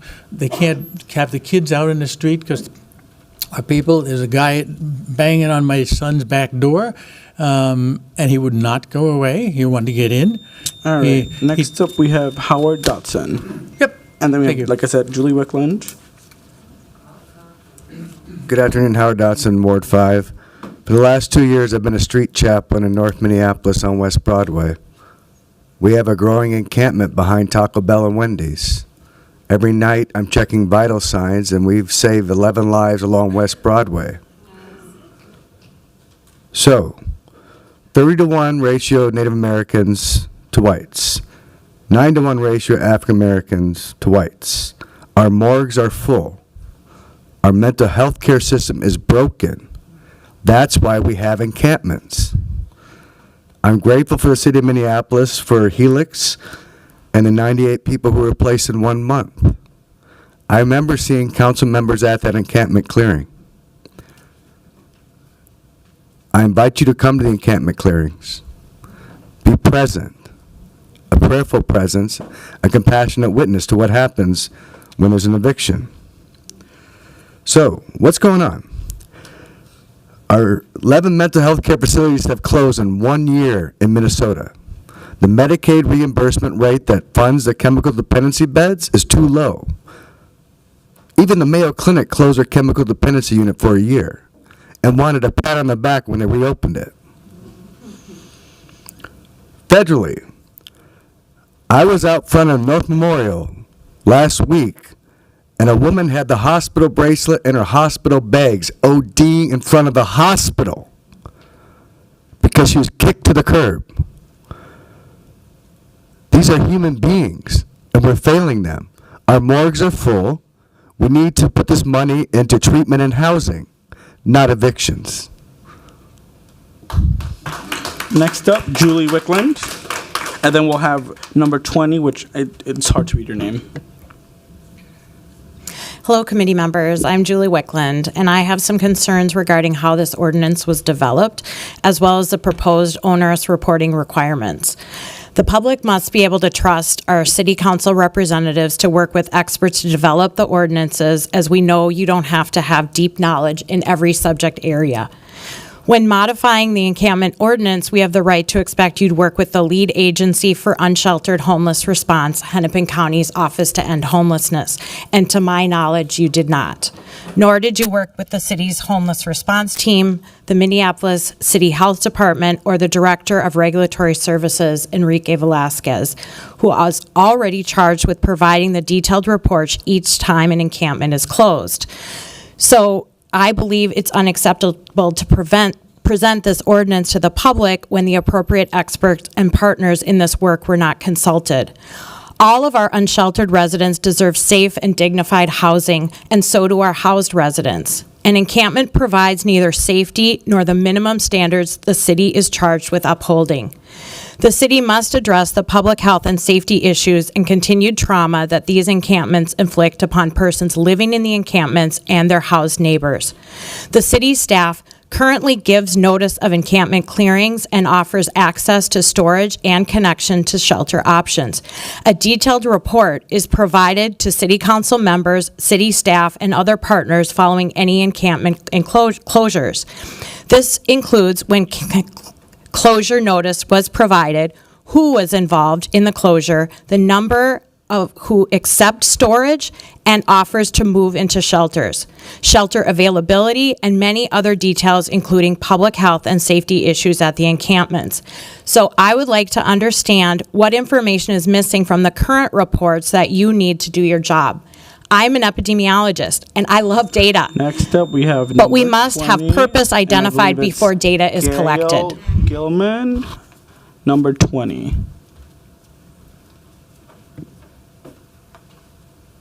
I'm going to cut everyone off after the 2-minute mark. We have a lot of people testifying, and I'm going to give the same attitude to everyone. Hi, thank you for giving me a chance to speak. I'm a member of the Central neighborhood. We have a WhatsApp group, and there's about 40 members. So what I'm saying will represent a lot of those people who weren't able to come today. We have experienced for the last 4 years a lack of response to our calls, our 311 calls, our 911 calls, our emails. We are seeing over and over again money being wasted just cleaning up under the bridge on 35W on 31st Street, and then getting them cleared out, and then they're less than a half a block away from me. Then they're a block away from me, then they're maybe 3 blocks away from me, and they're circling around the encampments. In those encampments, these are the laws that are being broken that we have not seen addressed. Shootouts, verbal threats, threats to our neighbors with weapons from gang members, drug dealers, breaking and entering, property theft, carjacking, overdoses, stabbing, human trafficking, blood and body fluids all over, in public spaces, on private property, being accosted by drug dealers, reckless endangerment due to drivers under the influence, constant traffic, day and night, camera in my alley, every 5 to 15 minutes. There's like foot traffic, bike traffic, car traffic. That is not normal. Littering, loitering, trespassing, fights among camp members, death. We had one guy that they closed one encampment immediately because a man was shot and later died. Theft of bikes, tools, wagons, Next having up, we have neighbors Beth having to go Popolewski. retrieve. Then we have Dan Suter. So I'm just wondering, let me just end with this. Thank you so much. Okay.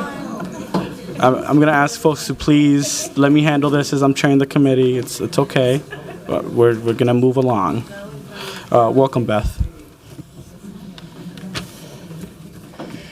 Hi, my name is Beth Popolewski, and I live in Ward 13. And I'm coming here with a deep concern about the divide in our city.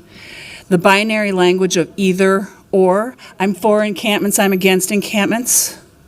That is not how we're going to heal. We have got to be, we've got to be both and. We have to be compassionate about the people who are living in unhoused conditions.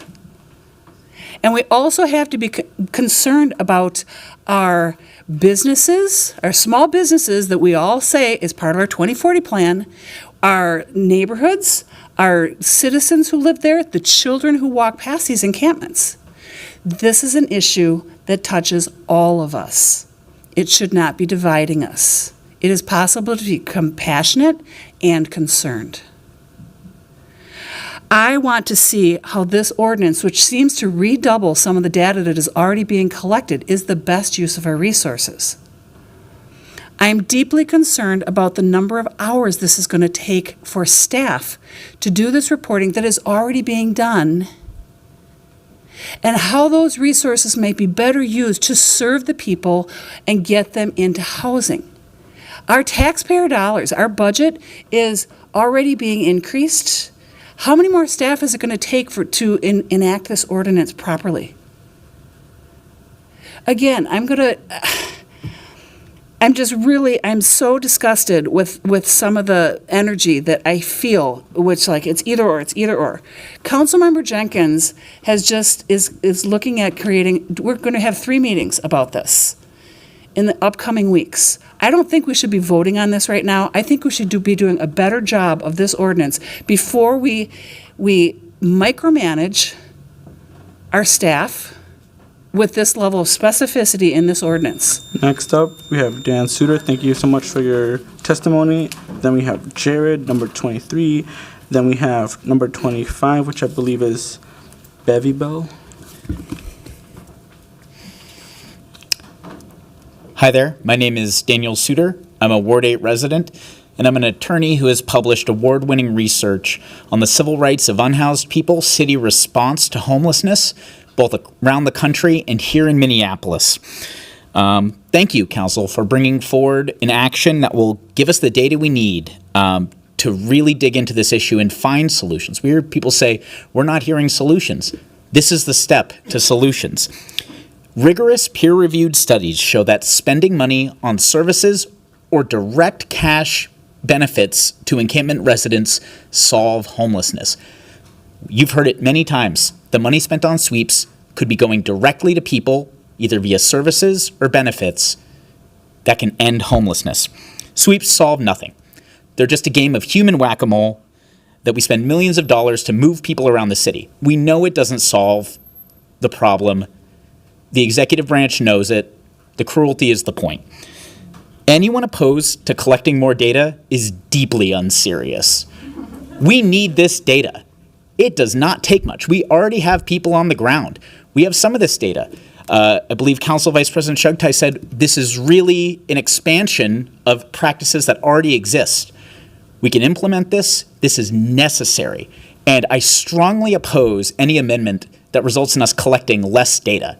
If you want to stick your head in the sand and know less, that's fine. I'm not interested. I think we're all interested in finding a solution. A lot of people say it. Some of us mean it. But what we need to do is we need to know more. This is the first step. I know there are more ordinances coming that can help us on this. There's no silver bullet, but we need to add as many tools to our tool belt as we can. Thank you so much. Jared Maring, number 23. Then Barreville, number 24. And then Kristen Crabtree. Yeah, hi, I'm Jared Maring. I don't know what ward I live in, but Mr. Ellison is my council member. My Ward 5. Yeah, so as a past addict and homeless person and current service provider, I can obviously speak to the unproductivity of the encampments. I mean, like if you want like the one story, like before an eviction, like a couple months ago, like I had a client, bed and treatment, next day, pick you up 7 a.m., let's go, let's do it, you know what I mean? Then boom, gone, can't find him, week later, dead. And that was that. But yeah, I mean, the solutions are seemingly obvious to me, and I feel for everyone involved in the community and surrounding area and everywhere. I'm there nearly every day, and I don't see very many drug dealers. I don't feel personally threatened. I don't think drug dealers really live in encampments, except for petty ones, I guess. But yeah, I'm in support of this ordinance, and I appreciate it. Thank you. Bevy Bell Harvey.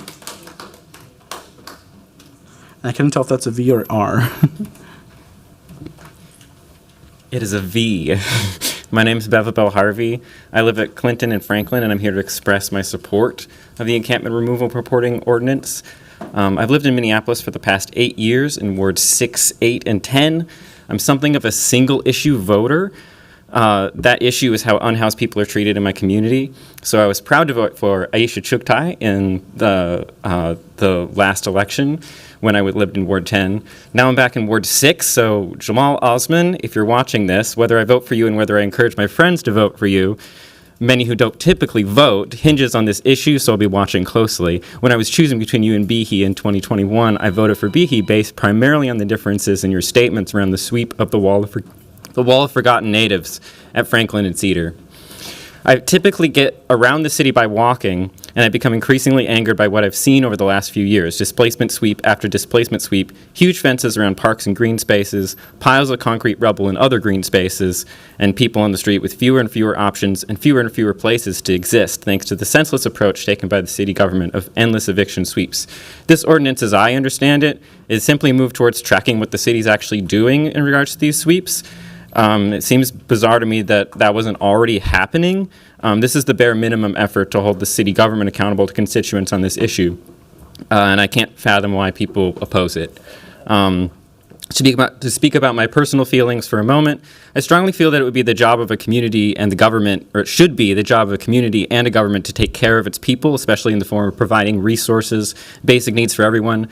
Anything else is the politics of death and division. People need food, water, shelter, heat, and clothing to survive. Is it not the basic duty of all of us to do what we can do to ensure that everyone has these things? Prioritizing the comfort of some over the basic needs of others is poison to a government, to a community, to a neighborhood. To me, it's just a matter of basic humanity. Thank you. Kristen Crabtree, and then A.C. Sullivan, and then Nicole Perez. Good afternoon, council members. My name is Kristen Crabtree. I'm a resident of Ward 9 and an organizer at Camp Nanakasi. I want to start by grounding us in some facts, as I've heard some misinformation up here already. In terms of excessive reporting, we do not have enough information at this time as a city enterprise in order to do constructive work with your multi-jurisdictional partners. This is critically important that this happens. Something we say in my line of work, I work in supply chain, is when you have garbage data in, you get garbage data out. We need good data. We don't get that right now. We saw that in November 2022 when a different legislative directive was brought forward and the council asked for data and they got minimal information from the administration. Putting something into an ordinance will help us do really important work as a city. I think we all agree that having people live outside in encampments is not ideal. This ordinance is not about, just for the audience too, this ordinance is not about encampments forever. That's not what it's about. It's about getting good data so that we can do good work, so that we can end homelessness. That work is critically important. Okay, besides that, in Hennepin County, the 2023 pit count told us that there was an increase of 24% of homelessness. In October 23, Wilder put out a research report saying that 26% of unhoused people are women experiencing domestic abuse who are leaving their abusive partner and home. 52% of the people living outside were on wait lists for housing. People who had experienced at least 15 of the last 30 prior days unsheltered were members of our community who are strategically undervalued. And by that I mean there's 77% of them are people with disabilities, 53% of them experienced abuse or assault while living outside, 52% had been turned away from shelter, and 81% of them identify as either Indigenous or Black. And we have admitted in this city that racism is a public health crisis. So let's get to work and tangibly address it. Thank you. Next up we have A.C. Sullivan, Nicole Perez, Number 28 after that, it's very hard to see what this says. Hi. My name is AC Sullivan. I'm a licensed social worker working in public defense. I'm also a resident and homeowner in Powderhorn Park. I'm speaking in support of the proposal. Many of my clients are unhoused, and I live within blocks of multiple encampments that have been swept by the city. Every day, I see firsthand how dispersing these camps impedes interventions on behalf of public safety. My clients who are displaced lose contact with myself, their probation officers, and their other caseworkers, and often end up back in the custody of the Hennepin County Jail, charged with new crimes of poverty that simply would not have happened had they been able to stay in those encampments. People who are in custody also lose their spots on wait lists for substance use treatment, mental health treatment, and transitional and permanent housing, extending their unhoused status when they are finally released. I am extremely concerned with the continued sweeps of these encampments in my neighborhood. Frankly, the fact that the city has insisted on doubling down on this practice without collecting the relevant outcome data is a dereliction of duty. If the city wants to continue spending money on these encampment sweeps, you have to show your work. You need to show evidence that these sweeps are less disruptive to the community than the encampments themselves. We cannot continue to implement policy based on the feedback of a small, loud minority of people who are able to attend a public hearing at 1:30 on a Wednesday. Vibes-based policy decision-making is an ineffective way to govern. Thank you. Nicole Perez, number 28, and then number 29, which I believe is Claire.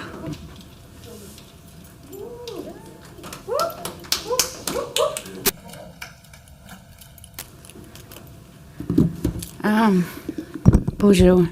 Hi, I'm a Ward 9 resident and a grandmother and also a grateful woman in recovery. I'm also one of the organizers of Camp Nanacossee. I had a whole list of things, but everybody covered it. So really what I guess is I'm going to speak from the heart. I usually do better that way anyways. I hear the residents saying that they are having issues with the camps. I'm hearing us as service providers saying that we're having issues here, right? Everybody is wanting the same thing. We want safety. We all know that encampments is not the solution here, right? I think everybody agrees with that. I really want to say that I appreciate this ordinance that's going up. It's going to provide transparency as far as budgets because all of a sudden deciding to pour rubble all over our neighborhood here and pulling that somewhere out of the budget, it's going to be very nice to know that we don't get to just make these decisions. We know where our money's going from. We heard a lot of residents saying that they're taxpayers and nobody wants to see the rubble. No one wants to see encampments. I know that I'm tired.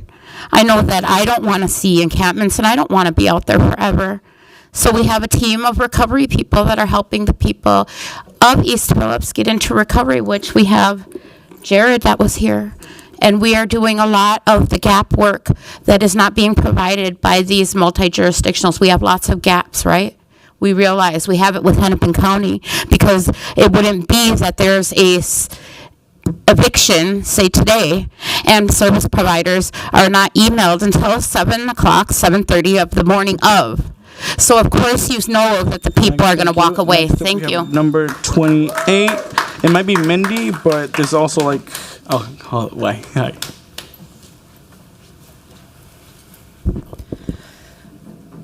I'm a helper in the Native community.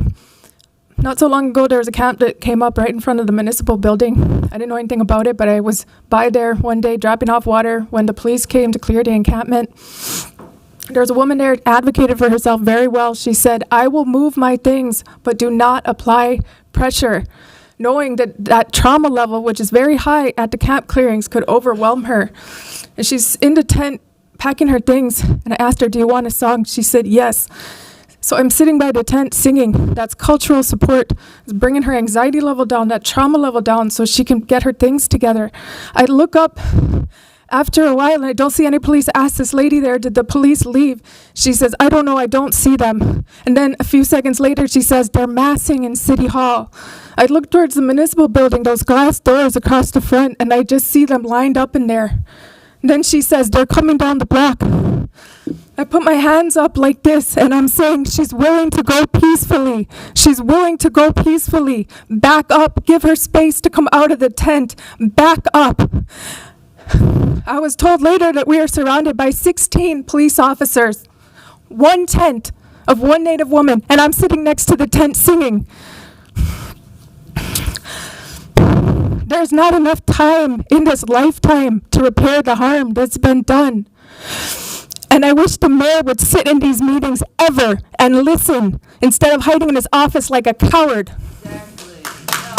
Next up, we have Claire Daugherty, then we have Lacey, and then we have Amalia, and then Janet Court.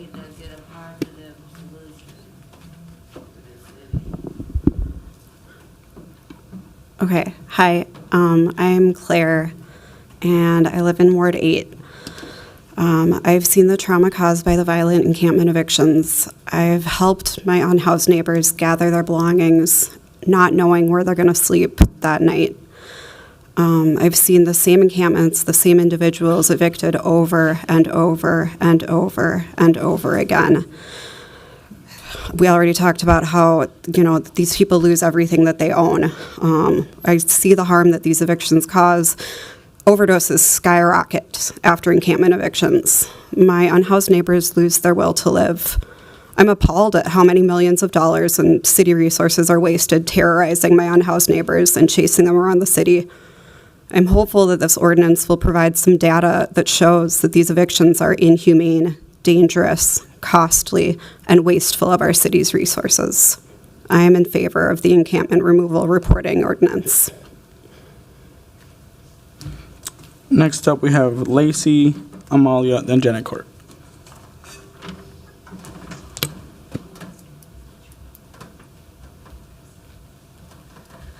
Hi, I'm Lacey Gagliano, Ward 12.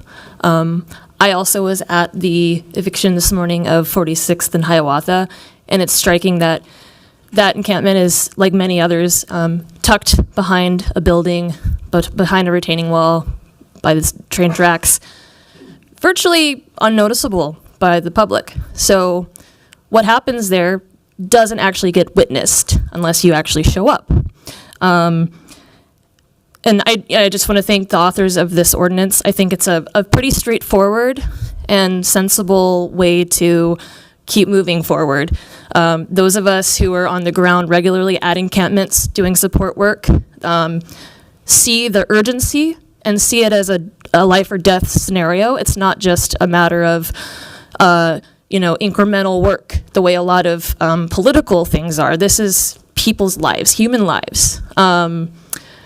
So I think with that comes a lot of misconceptions. Like, as others have pointed out, a lot of the misinformation and misconceptions and rhetoric that circulates.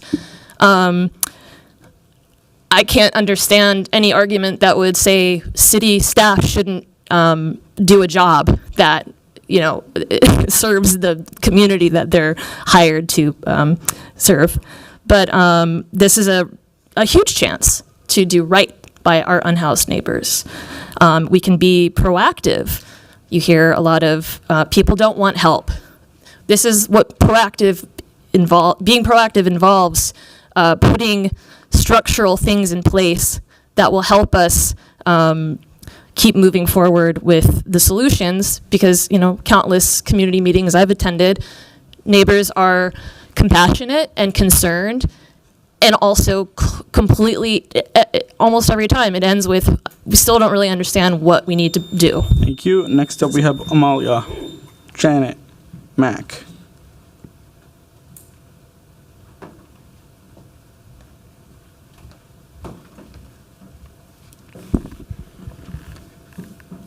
My name is Amalia. I am a resident of Ward 8. For the past year and a half, I have worked to respond to evictions and aid outreach work. I'm indebted to service providers and community members fighting what I see to be a continuation of settler colonial violence.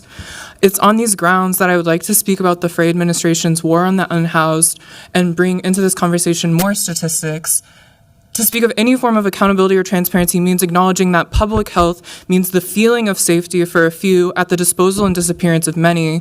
We know that in just the past summer, there's been a spike of 34 suspected overdoses between June 19th and July 1st, with 3 being fatal between just July 28th and July 29th. We know that under the purview of waste disposal, debris pickup, and material handling, Public Works has disappeared the lives of hundreds of residents to the tune of upwards of $200,000, not including the $10,000 spent on, quote, fence construction and maintenance over the past 10 months. We also know that under the supervision of Enrique Velasquez and Minneapolis Regulatory Services, some $175,000 has been allocated from the American Rescue Plan Act state and local fiscal recovery funding for the deployment of so-called private security to surveil and heckle unhoused residents. They're getting paid $36 an hour to do this. I do not think we can begin to speak of public health or transparency until we acknowledge that the city will spend itself into the ground to police public land and the lives of Black and Native folks. I've been trying to get this data from the city for the past 3 months. It's impossible. It's so hard to get it from not just Public Works or Regulatory Service. I'm in support of this ordinance. Thank you. Welcome, Janet, then Mac, and then number 36, and from my understanding, that's the last person signed up. We'll have more people. There'll be more people. Thank you. My name is Janet Court. I live in Ward 9, and thank you so much, Chair Chavez and Vice Chair Wansley, and the rest of council members for bringing this very needed ordinance forward. Shelter is a human right. We need air, water, food, and shelter.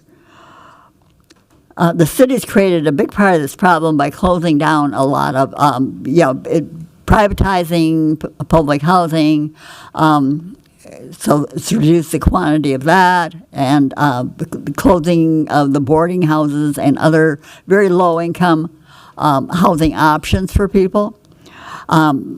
In addition, we have more people that just don't have the income for the housing that's available because it's gotten so terribly expensive.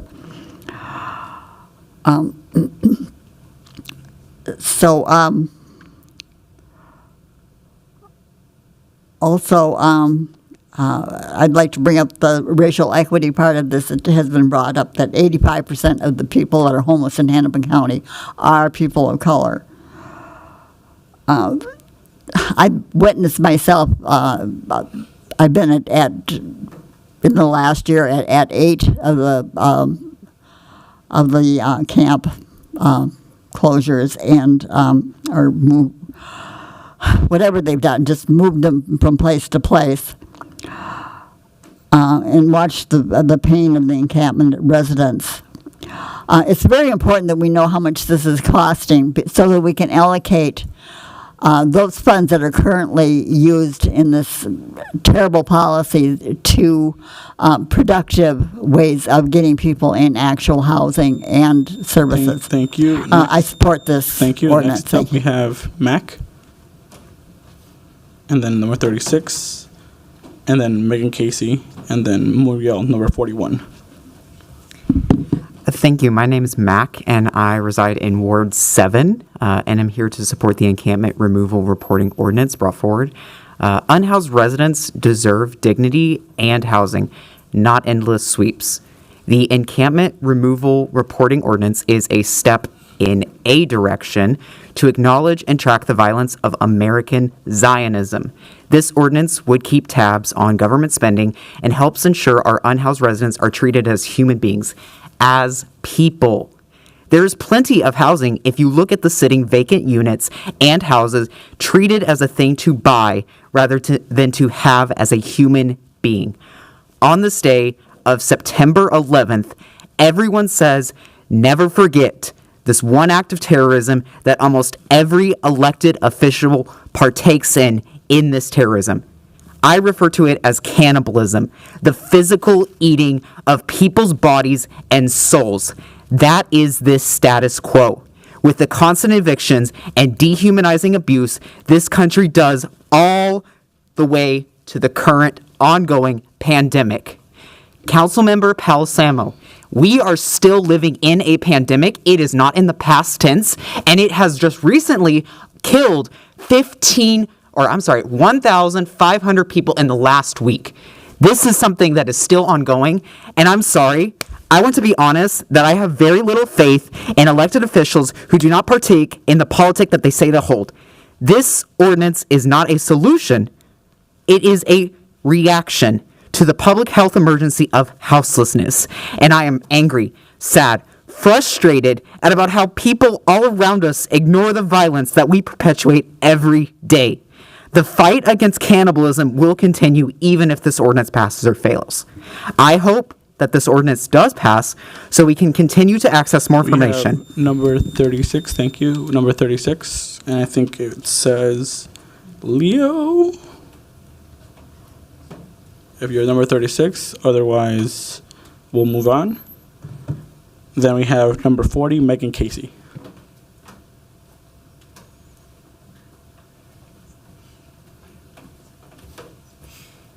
Thank you for giving us the opportunity to speak today.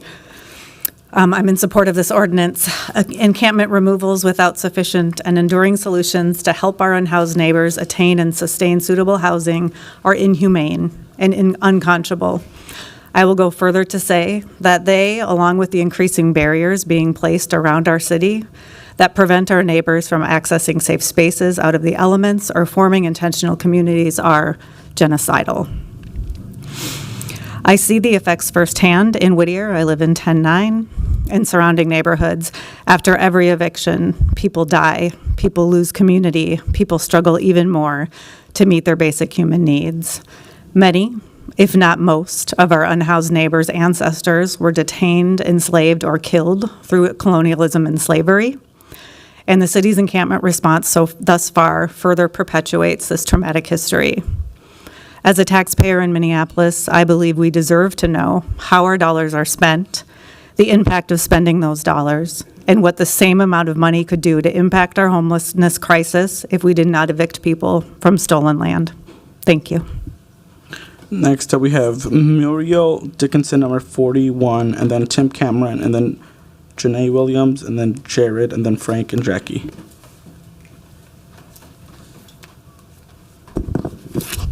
I wanted to say, Miigwech, thank you. My name is Muriel Dickinson. I'm the director of the Red Lake Nation Embassy. I don't know if you all can hear me, kind of muffled. We have a building that is the Minnow-Bediziwin, which means good living in Ojibwe. We have 2107, 2111, and 2115. There has been an encampment outside of our door, 70 feet away from our door, for the last 2 weeks, 2.5 weeks. And I had met with the ward, Osmond, and thank you for coming to meet with me. But I do have some, and I'm hearing and I'm listening to all these folks, so being at the tail end, I don't know much about the ordinance, but I think that ordinances are good, but you got to work those ordinances. I lived here in the city since 1961. I'm from the Red Lake Band of Chippewa Indians as well, and I've watched some of these things grow in our city. I grew up on 22nd and 11th, and so I watched our neighborhood translate into these encampments. I also wanted to let you know that these encampments, and I'm hearing some of these folks talk about these encampments, but in this encampment that we have right outside of our door, we have drug activity, sex trafficking, we have guns, we have individuals blocking our streets. The street is on 17th, and it's a one-way, so it's going one way, and we can't get through sometimes because they're blocking the streets. It's not a good thing when we come to these encampments and these people are homeless. I get it. I understand all of that. And I'm hearing all these people talk about the homeless. My heart goes out to the homeless. But I feel like when we have this building that houses 110 units, along with their families and our elders, our aunts, our uncles, our children, We had a hard time even getting buses there on the first day of school. Thank you. So I just wanted to reach out to you folks and let you know that we are struggling at this encampment and we're looking for support to the removal. Thank you. For the next speakers, everyone moving forward, please don't touch the mic. It's hard to hear up here what you're saying, and for accessibility purpose and in the public, please make sure to not touch the mic, and please be respectful of the time. Hello, I'm Tim Cameron. I'm a public display of affection.art. I believe that as someone who has experienced displacement of homelessness, it is the answer to create more homelessness to attack people who we know will then, as human beings, suffer from post-traumatic stress and a loss of executive function. Gordon Gekko is wrong. Greed is bad. The throne of need was stolen by his apprentice. It's not smart to lie, and it's not smart to ask for the ability to murder your patient in order to agree that you'll attend the surgery. Not like the brazen giant of Greek fame, with conquering limbs astride from land to land. Here at our sea-washed sunset gates shall stand a mighty woman with a torch, whose flame is the imprisoned lightning, and her name, Mother of Exiles. From her beacon hand glows worldwide welcome. Her mild eyes command the air-bridged harbor that twin cities frame. Keep, ancient lands, your storied pomp, cries she with silent lips. Give me your tired, your poor, your huddled masses yearning to breathe free. The wretched refuse of your teeming shore. Send these, the homeless, tempest-tossed, to me. Hi. I lift my lamp beside the golden door. And if you find that you're kneeling on someone's neck, you don't say I don't need to hear from you. You show up and you listen. Let's please keep it to the ordinance, please. This is about the ordinance. This is about our attention because it is internalized terrorism to say, what's the use of this? If you can't see your mother there, if you can't see yourself there, you should see no one there. This is why we need to administer care, which means removing a structure that pits people against each other. We need to give whatever it takes, whatever kind of help it is, because some shelters have rapists in them, and they're on staff. You don't stop at the kind of help. You say, what's the help, and you give it. Jared, Frank, please keep it to the ordinance, everyone. We're almost there. And please keep the comments to the ordinance and not members of this body. Thank you.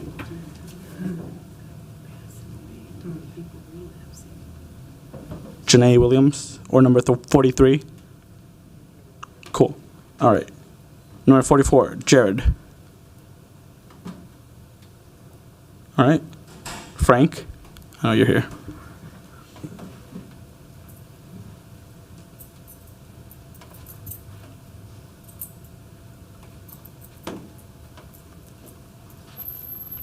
Greetings, council members.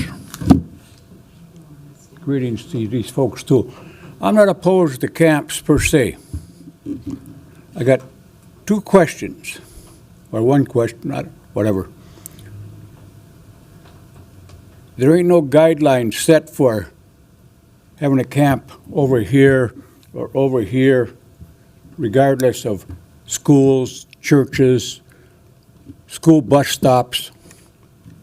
What I'm talking about precisely is the camp on 17th between Franklin and Cedar.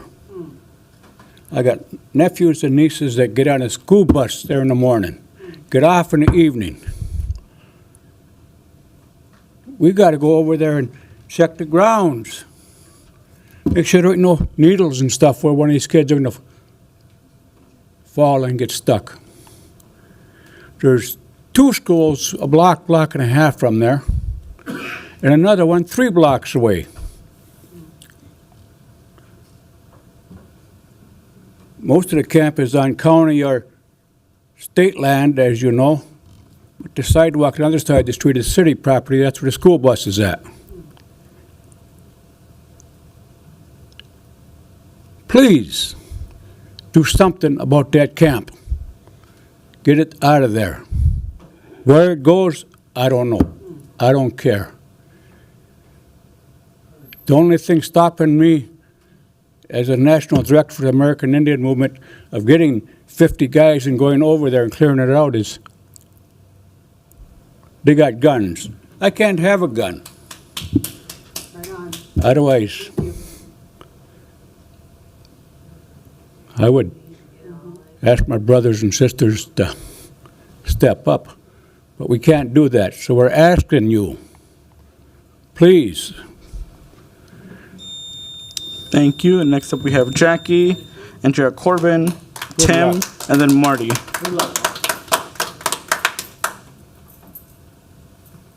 Jackie, number 46. Otherwise, I'm going to move on to the next person.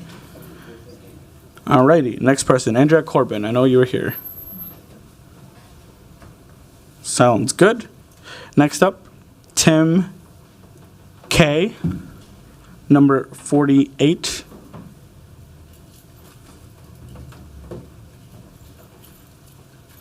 Okay. Number 49, Marty Maltby. Welcome. Good afternoon. My name is Marty Maltby. I'm the director of Peace House Community. We're at 1816 Portland Avenue. We're a community center that serves a lot of homeless adults. As I listened to the presentation earlier, I did hear one of the presenters say that this is one step, and yes, it is a step, and there need to be many more steps after this. This ordinance seems to spend money to find out how money is being spent. It's not spending money to solve homelessness or provide services or create housing. It seems like the ordinance is focused on making sure that when we move homeless encampments or disband them, that we're doing it efficiently, that we're spending less money to achieve the same results. And while I applaud being responsible fiscally with the money that is entrusted to you, I don't think that should be the final goal of the city government. The government is there to serve the people, and the people living in these camps are not benefiting if they're just being moved on more efficiently. Some suggestions that I would like to make is that when you ask if housing was offered, also find out why that housing was declined. If you are only offering housing that people don't want, then that's not going to solve any problems. As somebody else mentioned, there are many reasons why people become homeless. Find out what the problem is that is creating the homelessness to start with, so that you can deal with that issue. The ordinance also mentions accountability, and I don't know if it's written in there what accountability will look like. If the social service agencies can't keep track of their beds, how will they be kept accountable if the police send too Thank many you. Next officers? up, How will we that have happen? Ash, number 50. Welcome.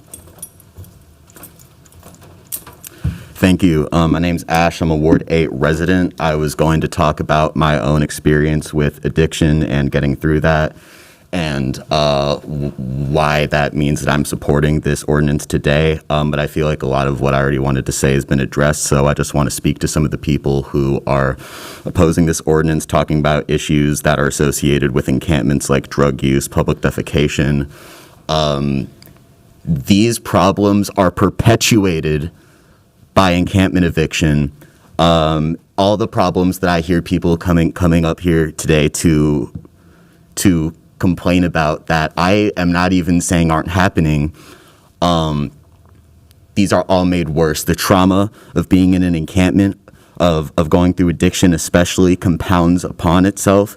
The way that we can address this for real is by addressing the systemic problem that underpins these issues. I stand before you today alive because I was lucky enough to be shielded from what they do to you if you happen to be going through addiction while homeless. The process of encampment eviction, seeing everything you own being destroyed by bulldozers only to move to another part of town and see it happen again and again and again, it traumatizes you over and over, and that trauma compounds on itself until there is a void inside you where there once existed the hope that things could get better. Every time the city responds to the presence of an encampment with an eviction, not only does it fail to address the underlying systemic issues that put people on the street, a lack of stability in their lives, that it makes all the problems associated with encampments worse. Evictions make the problem worse.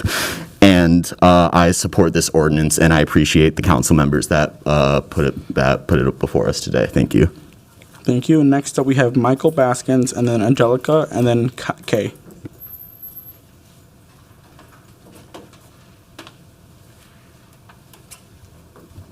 Good afternoon, Council. My name is Michael Baskins. I come here today to say that I support the ordinance in part, but not in whole. The reason I say that is I think the ordinance is acquiring data that's biased, only sort of to collect a certain type of data, and that concerns me. Specifically, only to acquire the data that's associated with intervention, meaning sweeping the camps. But of course, there's costs and health impacts during the periods that the camps are not swept. And I think that certainly having that data as well included in the ordinance will be really effective in order to have sort of a apples to apples comparison, both in an empathy way and in a cost manner as well. I think that's incredibly important here. I don't know how the council could use this data without that addition to the ordinance. And I want to say, I think we all come from a place of empathy. Cities around the country sort of are try different methods here, and certainly not sweeping camps, which seems to be sort of the continuation of sort of the goal here potentially has been tried in cities such as San Francisco around the country, and they've gone back on those policies because while they seem empathetic sort of on their face, those communities, those encampments have caused higher mortality and higher suffering and not less. Thank you. Thank you. We have Angelica and then Kay, and then if someone's going to sign up, please do so, because then we'll just close the public hearing. Tumante Bonjour, Angelica Bella Yapantecal. I am a resident of Minneapolis and I am in support of this ordinance. I also want to encourage us that once this bill is passed, you all continue to do the work that needs to be done. There is no need for police to be evicting our relatives. As a good relative, we should not be kicking out our relatives from a temporary housing. This is a health issue, as many have already said. This does affect our communities and it does affect our young ones. So I hope that you all can step into your roles and actually do the work that you say you want to do. These are our relatives, these are people, these are lives, these are moms and these are children. And just because they don't have access to housing doesn't mean that we get to assault them, abuse them, disappear them, or murder them.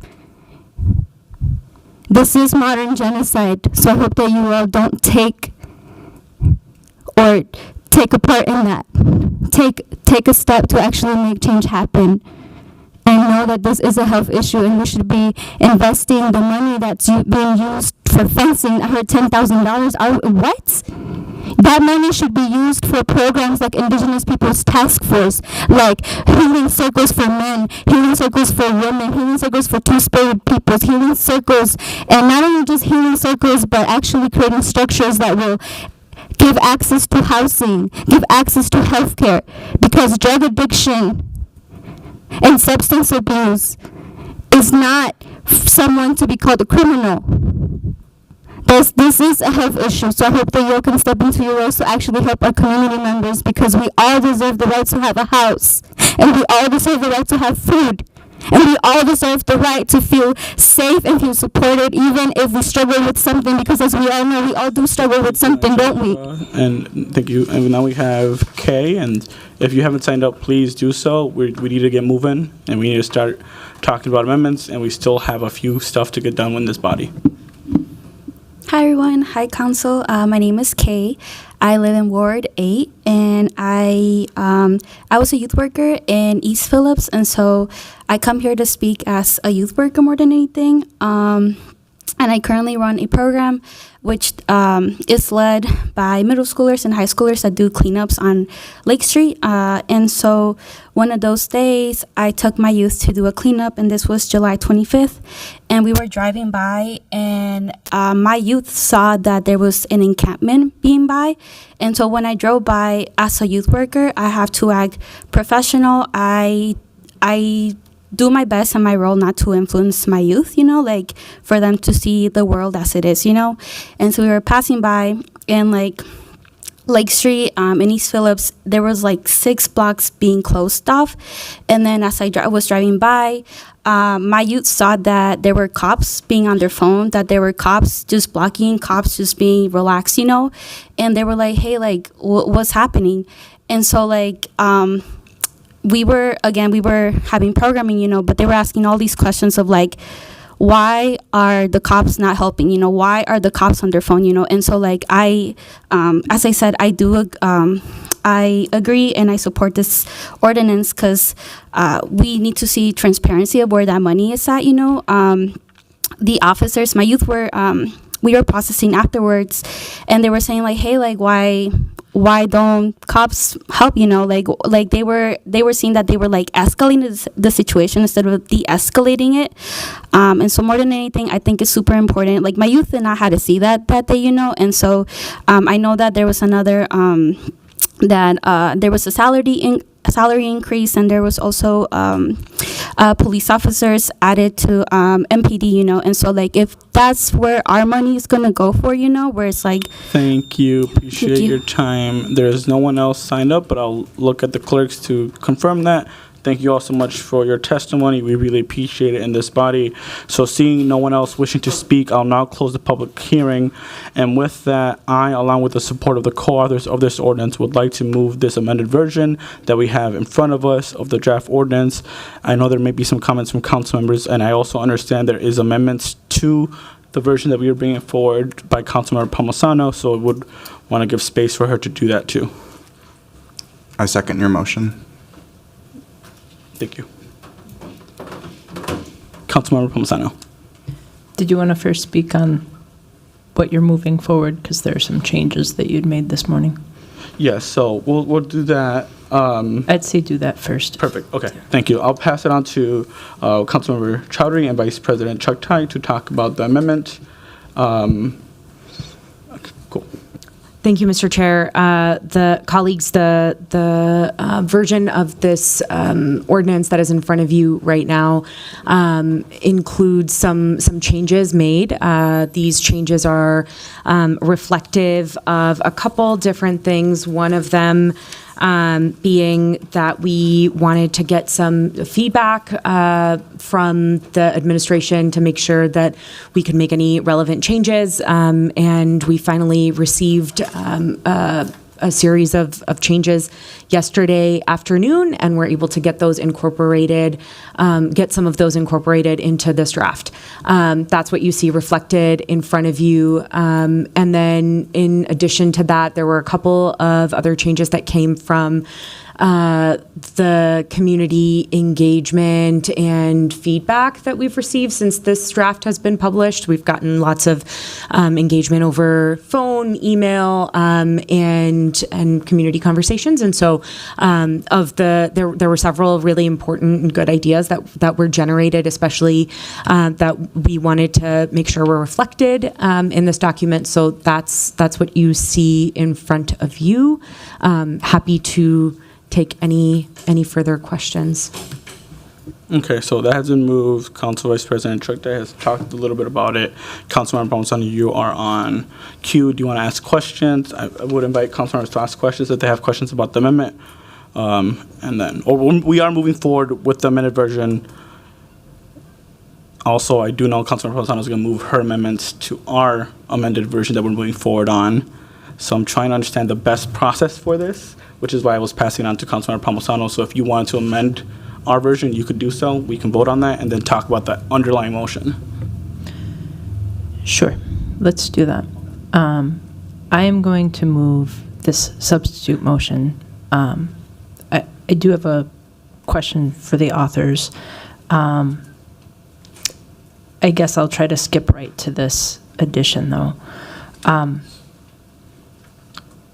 I appreciate how much this ordinance has changed since it was first presented to us. I can see that staff input has been considered and in some places accommodated. I offer this additional change to your latest changes on a small piece of that. And it is not what several speakers have said about it today. Let's all presume positive intent here. I would have appreciated the opportunity to present that change before people opine about my intent. One of the speakers suggested I might be against a housing first policy, and that's bogus. Across the nation, Hennepin County is recognized as a leader in addressing homelessness and one of the only places that has been successful in reducing unsheltered homelessness specifically. I absolutely support a housing first approach, but providing housing is not within the jurisdiction of the city. I welcome that data from our partners that do that work. I am saying the city can't offer housing because it's not in our jurisdiction to do so. So several of the items in sections 244.6 60F3 are not under our jurisdiction. We are not a direct service provider. We are not a human services and housing provider. So in this addition, the items highlighted in green are under the purview of Hennepin County, who is the actual service provider. So my changes before you are in green. In yellow are actually changes that were recently made by some of you. Our role as a city is to be the connector to our county or any other agencies that are providing the services, and there are a lot of agencies providing really good services. Our dedicated boots on the ground city staff work hard to provide those connections. So I guess first I will need to see if I get a second on this motion, and if so, I have just a few more words. Mr. Chair, I'd like to second. Okay, Mr. Rainbow has seconded that. You may proceed, So Mr. just like the authors, I'm interested in knowing the data from the service providers, and I hope they'll partner with us to provide that information, but we cannot be expected to require that information on actions that are not ours to manage. So to summarize, this motion is simply because we are not a direct service provider and our primary approach is to connect people with the county. Thank you, Councilmember Palmisano, and I thank you for your amendment that you're bringing forward. I won't be supporting this amendment today. I think it's important that in our encampment response in general, that the city can work with different providers, different nonprofits, different service providers. It's not required necessarily, but the city can decide to literally just say that they don't have that information if they choose. I think it's important that we have the information about the outcomes of our reporting ordinance, making sure that if people were offered vouchers, we know that. If people were offered shelter, that we know that, and different opportunities. But I will not be voting in favor of your amendment. I do appreciate the thought about that, and just want to make that clear. If other colleagues want to chime in about their thoughts, that would be great. Councilmember Palmisano or Council President Payne. Thank you, Chair Chavez.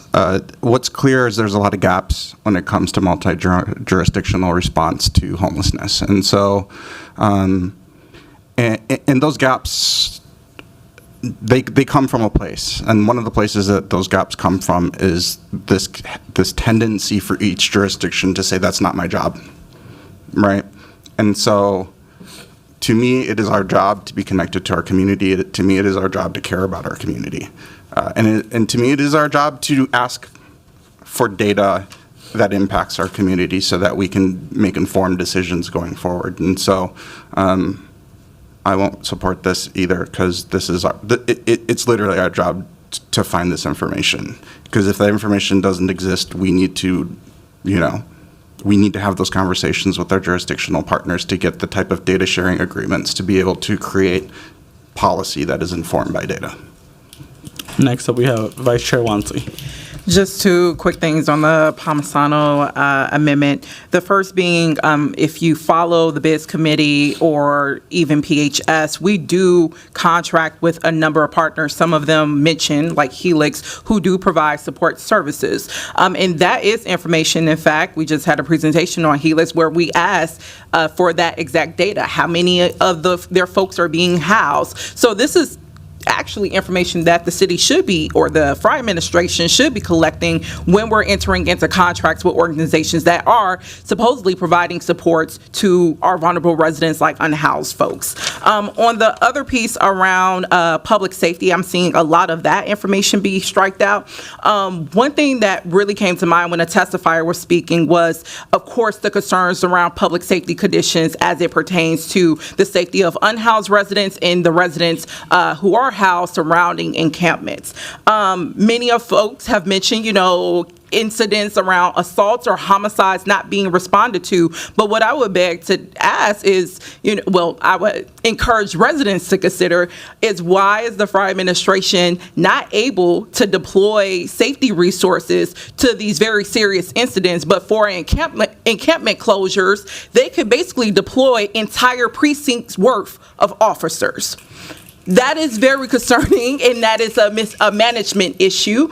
And it's really important that we gather information around how public safety resources are being allocated in a very thoughtful and intentional way, especially since amongst this body, we're constantly hearing about how spread thin officers or MPD staff are, but yet you could send hundreds of them to evict either 65 unhoused people who don't have anything but their belongings, or, as we heard from a testifier, dozens to evict one person in a tent. So I really think it's important, and I'm grateful for our co-authors to include information around how we're being intentional when it comes to public safety resources, and that's data that we have not been really tracking and gathering.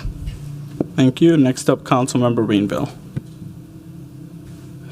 Thank you. So I'm going to be voting for this, and I hope that as we go through these conversations, we can keep to the front of mind the effect, because I don't see this in here, and maybe I'm missing it. I know Council Chair Chavez, you've invited me to talk tomorrow, and I appreciate that outreach that you did to me.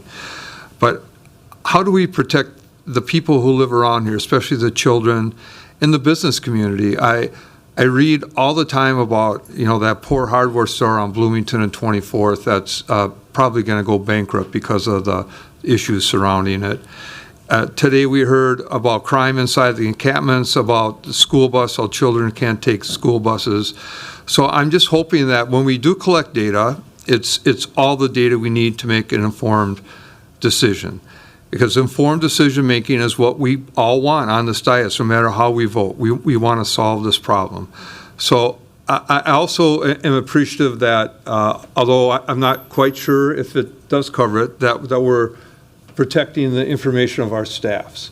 Yesterday, some of our staff showed me the cards they were getting to their home, which are, very much an intimidation factor, because they're just doing the job that we ask them to. And as someone who has been a victim of intimidation for the votes I've taken for the job that I'm doing, I'm really sensitive that our staff is getting threatened by people who are not aligned with the fact that we are directing them to do their job, and they shouldn't be threatened for that. So that's something that we have to keep top of mind as well. And then finally, we all want to solve this problem, and we're going to have to do this by all talking to each other. I am consistently in the minority on the votes on this council. I realize that. I can count. But yet I feel that my life experience is being passed over. And I have more life experience than a lot of you put together. And I just would ask you to please talk to me about this, and let's all figure this out for the good of everybody in the city. Thank you. Thank you. There is no one else on queue, and we have an amendment offered by Councilmember Palmisano that was seconded by Councilmember Rainville. I will ask the clerk to call the roll on that.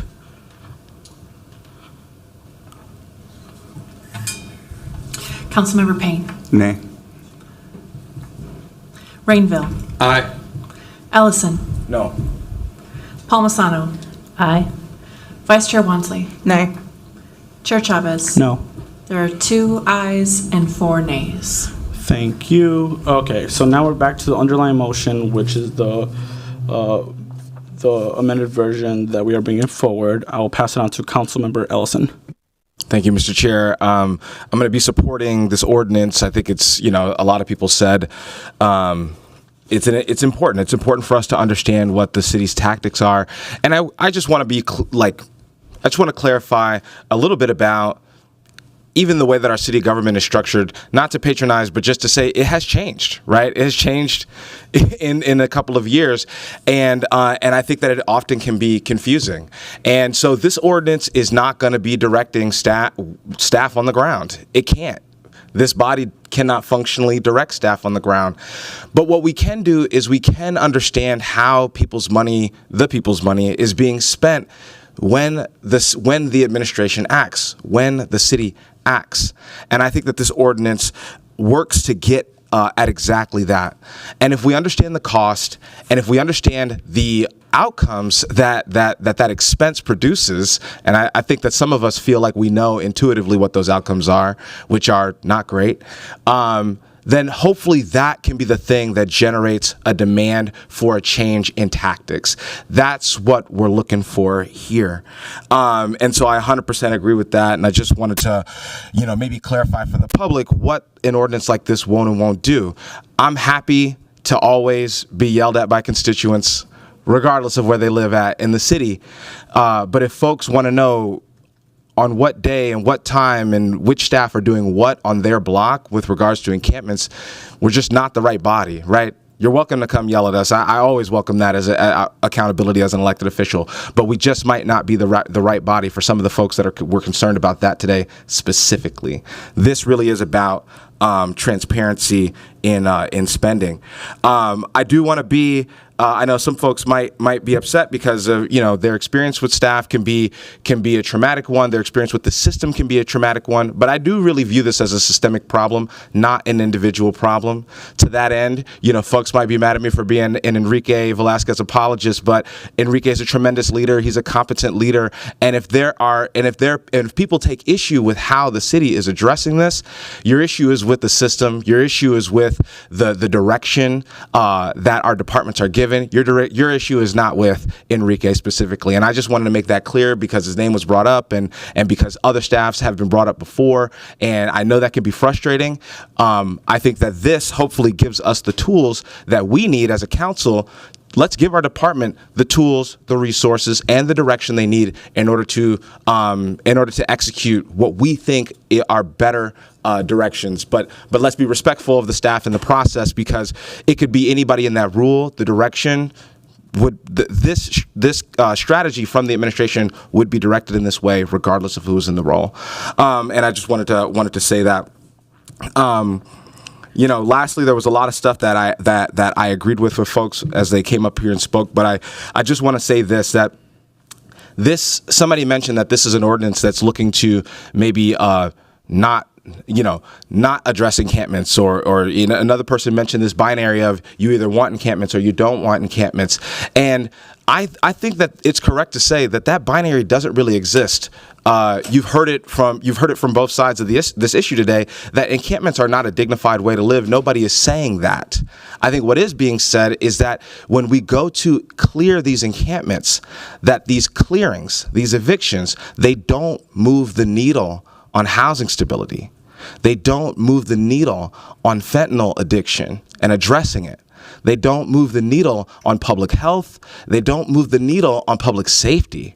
So what should we be doing? I think that we've constantly been trapped in this binary of yes encampments, no encampments. And I know that the authors, myself, and others are desperately trying to pass the kinds of policy that can just pluck us out of that binary into something more productive and more humane. And so that's all. I'll be supporting this. Thank you to the authors for all the work that you've done. Thank you. And then last person on queue, and then get on queue if you want to speak, will be Councilmember Palmisano, then Rainville. Thank you. I do have a brief question for authors and then a brief question for staff. I'll start by saying it surprised me that our authors got all the way through their presentation without saying the word fentanyl. It wasn't said or acknowledged in this room until the concerned gentleman we had from AOIC. And then it had been shared several other times in speakers today. We have a fentanyl versus housing problem here. And we really must acknowledge that often fentanyl is what's keeping people outside. We need to consider the context of homelessness. Encampments represent 4% of our unhoused population. 2,500 men, women, and children stayed at shelters across Hennepin County last night. 90% of that is in our city. 4% of those residents are unhoused. That's about 100 people who are living in our city. And I think it's extremely short-sighted to think that you can give a presentation about encampments without acknowledging that it is quite often fentanyl keeping people outside. My question for the authors is, how have you worked with Hennepin County on this ordinance, as they are the ones doing the actual work here? They are the continuum of care.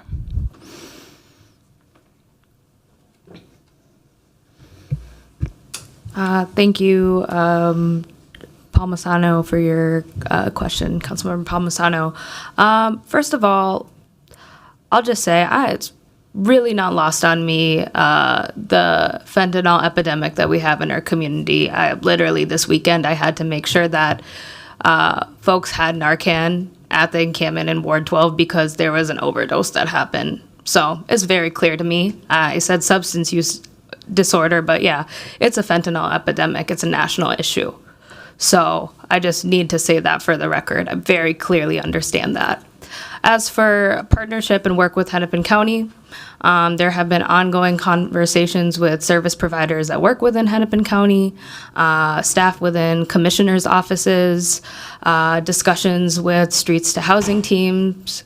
Been really helpful in offering resources directly to me to inform these conversations. That's been my personal experience since we have started working on this ordinance. I'll also pass it to Council Vice President Chugtai, too, if she would like to add any further, if it's all right with the chair. Council Vice President Chugtai. Nothing to add. Councilmember covered it. Councilmember Palmisano. Thank you, after Mr. that, Chair. Councilmember Rainbow.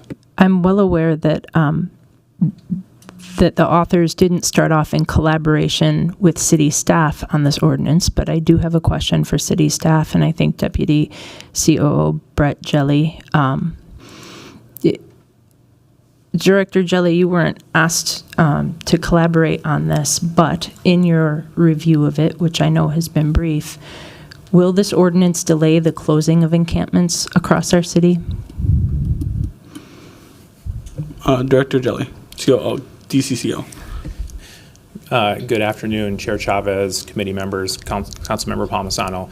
This is something that we're certainly looking at. The homeless response team, who will be critical in helping provide the information for the reporting, is our goal is to have them out in the field and doing the outreach and working with folks in the field. As we pull them in to put together more reporting, I think we're going to do everything we can to minimize this.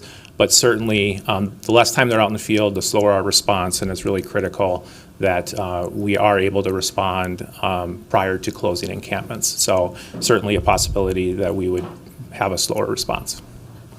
Thank you. So authors and colleagues, I support the intent of this ordinance. Sure. Council's role in providing oversight is a real tool of transparency in our city, and this helps us all to better understand the cost, both monetarily and in human terms, of carrying out an eviction. I wish, though won't suggest another add to the ordinance, to calculate the true cost to the community at large for encampments. As was said, this isn't a one-sided conversation that way. It really should be about all of us, the whole community, in the conversation. I'll again note that Councilmember Jenkins recently proposed a think tank on encampment issues. I was a little surprised. I was in the meeting when she said that, but I think it's being well received, and it's going to have some really thoughtful discourse, and I hope some new recommendations from it.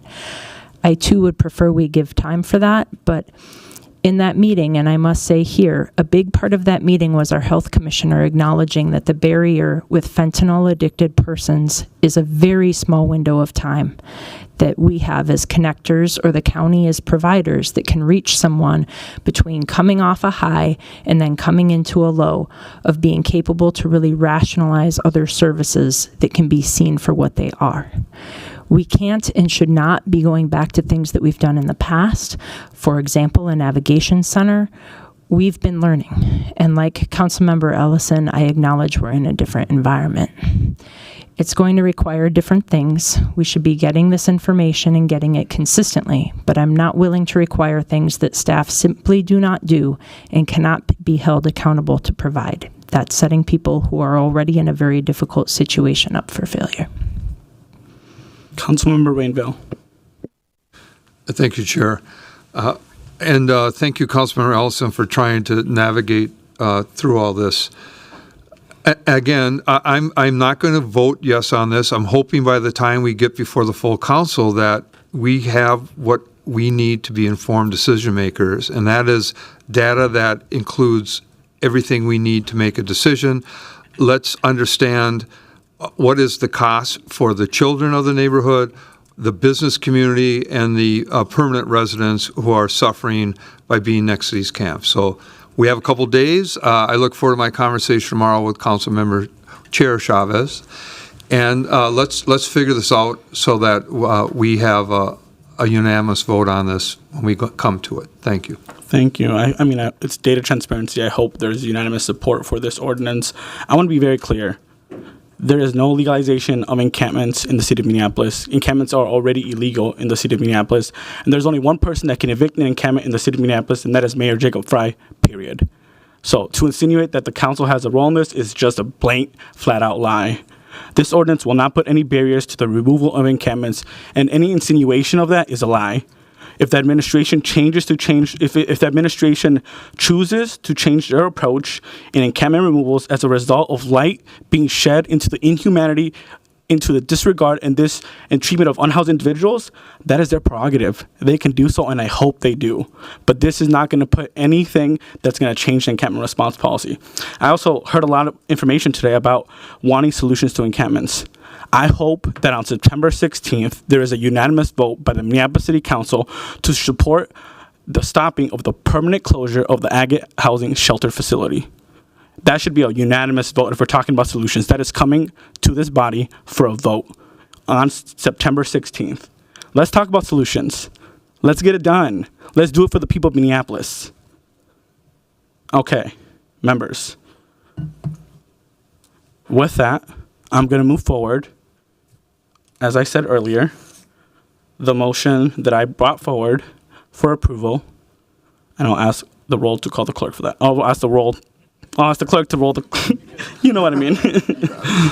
I got you. We're all tired. Councilmember Payne. Aye. Rainville. No. Ellison. Aye. Palmisano. No. Vice Chair Wansley. Aye. Chair Chavez. Aye. We have 4 ayes and 2 nays. That is approved.